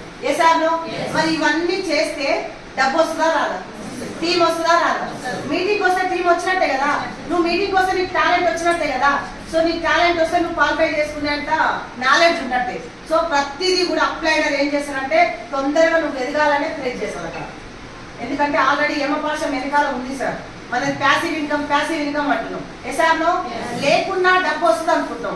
ఒక 1 ఇయర్ నిలబడమన్నావు. ఆ 1 ఇయర్ నువ్వు చదివితే జాబ్ వస్తుంది, ఎట్లా ట్రైనింగ్ కోచింగ్ తీసుకొని ఉపవాసాలు ఉంటావో, లేదు పంట బాగా సెక్యూరిటీ బాగా కేర్ తీసుకుంటే పంట దిగుబడి ఎక్కువ ఎట్లా వస్తుందని చేస్తావో, లేదు ఒక పని నువ్వు గుర్తుపడితే ఇది పని తొందరగా పని అయిపోతే డబ్బులు వస్తాయని ఎట్లా చేస్తావో, వెస్టీజ్ కూడా నేను 6 లైన్లు సెట్ చేసుకోవాలి, 6 లీడర్లు నా కింద వర్క్ వాళ్ళ కోసం వాళ్ళు చేయాలి, నేను మాత్రం కష్టపడి నిలబడతా వాళ్ళకి సపోర్ట్ చేస్తాన మైండ్ సెట్ తోటి మనసా వాచ కర్మ చేయాలి. ఏదో నామ మాత్రంగా ఎవరైనా వస్తే బాగుండు. సో ఇక్కడ ఉన్న వాళ్ళందరూ చిన్న క్వశ్చన్ వేస్తా. ధనలక్ష్మి మేడం లాగా మీ టీంలో ఎంతమంది రావాలనుకుంటున్నారు? నాలాంటి లీడర్లు మీ టీంలో రావాలనుకుంటున్నా లేదా? ఎత్తండి చేతులు అనుకుంటారు. నిజంగా ఎత్తండి. ఇది ఒక బాధ పక్క వాళ్ళు ఎత్తుగా ఎత్తలేదు. గంగలో ఏమంటున్నా బుక్లో గోవిందలా వాళ్ళు ఎత్తుదాము లేకపోతే లేదు. ఎంతమందికి ఉంది అట్లా? నాలాంటి లీడర్ సార్ రావాలని లేదా? ఉందా లేదా? ఉంటే చేయొద్దు మరి, ఎత్తకపోతే అట్లే అనుకుంటా నేను. నాలాంటి లీడర్ రావాలని ఉంది కదా? క్లారిటీనా? Super, thank you. చేద్దాం. ఓకే, నిజంగా చెప్తా. నాలాంటి లీడర్ వస్తే మీ పేరు చెప్తుందా సార్? చెప్తుందా? నాలాంటి లీడర్ అంటే నీకు తెలియదన్నట్టే కదా. నాలాంటి లీడర్ వస్తే నేను గొరగానిస్తారా? సార్ మీ పేరు గుర్తుకు రాదు, కానీ నిజంగా ధనలక్ష్మి మేడం లాగా నేను లీడర్గా కావాలని ఎంతమంది అనుకుంటున్నారు? సో నాలాంటి వాళ్ళు రావాలి అనుకోవద్దు, నాలాగా కావాలనుకోవాలి సార్. సో నేను కూడా ఎంఎస్ఆర్ లాగా నేను నిలబడాలనుకున్నా కానీ ఎంఎస్ఆర్ లాంటి లీడర్ నా టీంలో రావాలని అనుకోలేదు. అంతే కదా, వాళ్ళలాగా తయారు కావాలి మనం, అంతే. వాళ్ళలాగా మనం తయారైతే మనలాగా మీరు తయారైతే కాదు. సో అందుకనే ఎవరో వచ్చి లీడర్ గా కావాలి అనుకోవద్దు, మంచోళ్ళు వచ్చి నా టీంలో లీడర్ కావాలనుకోవద్దు. నేను ఒక మంచి లీడర్ గా కావాలి, నేను ఒక స్ట్రాంగ్ లీడర్ గా కావాలి, నేను ఒక లక్ష చెప్పు నిలబెట్టుకోవాలి, నేను కూడా నా టీంలో కారు నింపియాలి అనుకుంటే మీలాంటి అవకాశాలే వాళ్ళకి ఇవ్వగలుగుతాం. ఎసార్నో? సో అందుకని ఎప్పుడు ఎదుటి వాళ్ళలాగా పోల్చుకోకండి, రెండు చేతులు జోడిస్తా. వాళ్ళు రావాలి, వీళ్ళు రావాలి, వీళ్ళు చేయాలి, వాళ్ళు చేయాలంటే నువ్వు చేయట్లేదు అన్నట్టు అర్థం. ఎసార్నో? సో ఈ రోజు ఇక్కడ దాకా నేను ఎందుకు వచ్చినా చెప్పండి? నాది అనుకొని వచ్చినా, మీది అనుకొని వచ్చిందా? నాది అనుకొని వచ్చిన. నా టీం ఇది. ఎందుకంటే ఈ రోజు నాకు వచ్చే ఆ 4 లక్షలలో ఇంతో కొంత చెమట చుక్కలు ఉంటాయి అందులో. ఎసార్నో? ఎసార్నో? మరి వాళ్ళకు కొంచెం తోడైతే వాళ్ళకు కూడా ఇంట్లోకి నీళ్ళు అవుతాయా వెళ్ళాయా? వాళ్ళకు కూడా డబ్బు అవుతుందా వెళ్ళదా? సో ఏదో ఒక రోజు మేడం వల్ల సపోర్ట్ టీం అని చెప్పుకుంటారా లేదా? సో అందుకోసం వచ్చినా సార్. దయచేసి అందుకనే వాళ్ళ లాంటి వాళ్ళు కావాలి, వీళ్ళ లాంటి వాళ్ళు ఎదుటి వాళ్ళకి ఆశపడకండి. ఎందుకంటే చిన్న స్టోరీ చెప్తా నేను. సో ఒక భార్య భర్తలు ఇద్దరు ఉన్నారట. ఇద్దరుంటే ఒక గురువు దగ్గరికి వెళ్ళిరంట. పైన భగవంతుడు ఉంటాడు కదా, అక్కడికి వెళ్ళిరంట. లేదు మా ఆమె నాకు నచ్చట్లేదు అని, నేను వేరే ఆమె చేసుకోవాలనుకుంటున్నా అని చెప్పిందంట. ఆమె కూడా అన్నదంట, మా ఆయన నాకు నచ్చట్లేదు, నేను వేరే ఆయన చేసుకోవాలని. ఇద్దరు కలిసి వెళ్ళిరంట. సరే మీరు మంచిగానే ఉన్నారు, పర్లేదు, నేను ఒక 2 నిమిషాలు మీకు టైం ఇస్తా, ఈ 2 నిమిషాలలో మీకు మార్గం దొరుకుతుంది అని చెప్పిందంట. సో ఇద్దరిని 2 పూల తోటల నుంచి 2 నిమిషాల్లో మీకు నచ్చిన పువ్వు తీసుకొని రండి అని తోలిందంట. ఇద్దరిని పూల తోటలో తోలిండు. సో ఈమె ఈ తోట నడుస్తుంది, ఇదే తోట నడుస్తున్నాడు.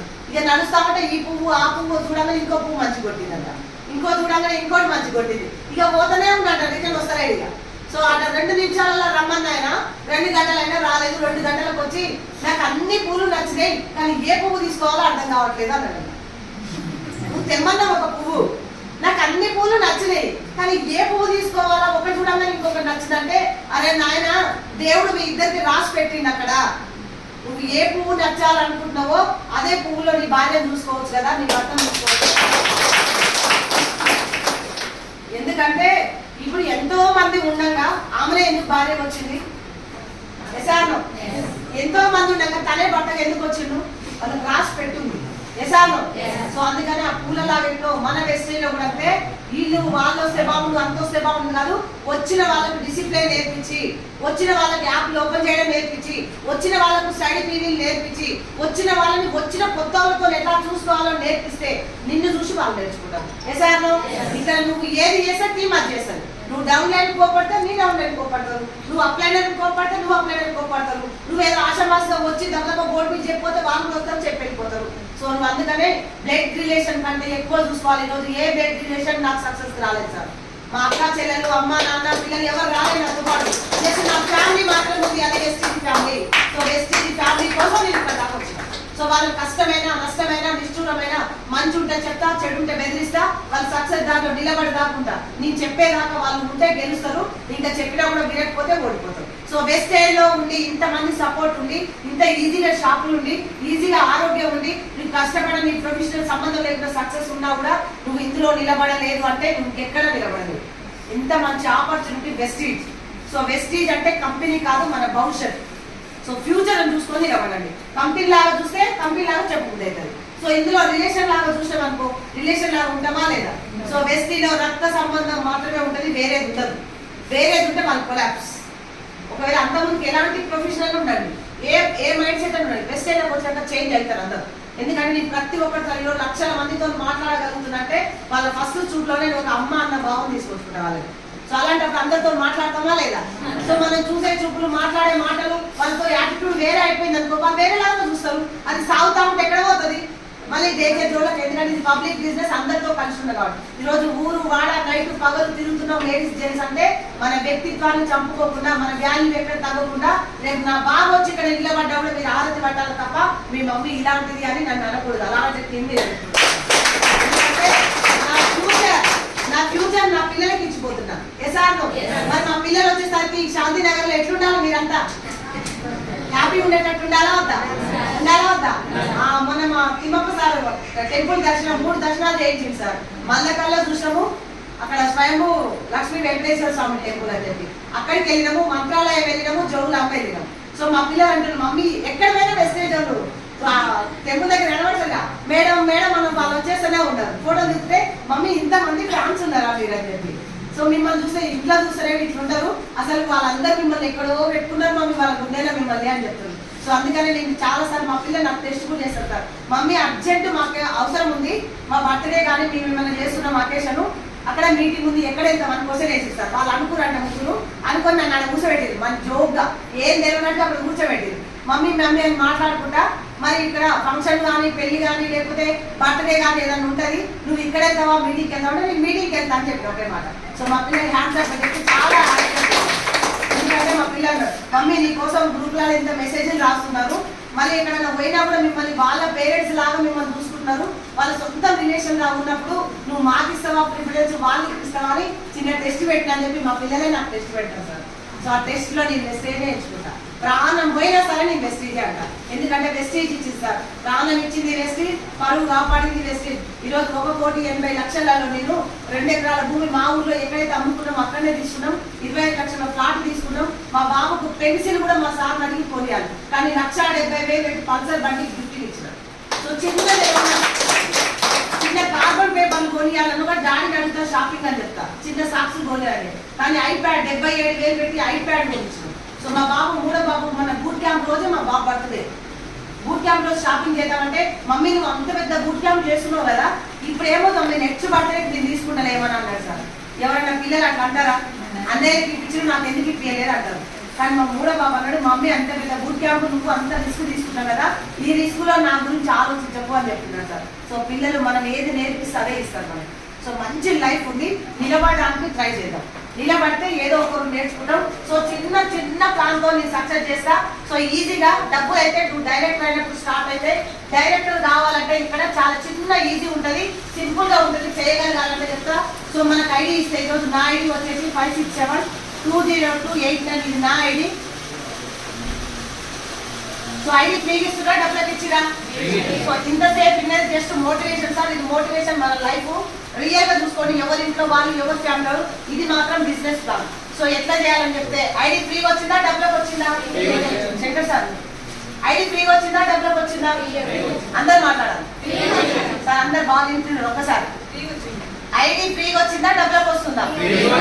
ఫ్రీగా వచ్చిందా నీకు ఎప్పుడు తెలవాలి? ఎంతమంది ఐడీలు ఉన్నాయి ఇక్కడ? మిగతా వాళ్ళకి లేవా? సో ఒకరిద్దరికి లేవు, ఐడి తీసుకోండి. సో మీ అందరికి ఫ్రీ అని తెలిసింది, ఐడి తీసుకుంటే ఫ్రీ అని తెలుస్తుంది. సో ఇక్కడ ఐడి వచ్చేసి నాది ఫ్రీ. సో ఇక్కడ మనం చాలా మంది ఏమంటున్నాం అంటే ఫ్రీ ఐడి ఎందుకు అంటున్నాం అంటే మనకి ఇక్కడ మన పేరు మీద ఒక బిల్ ఉంటుంది.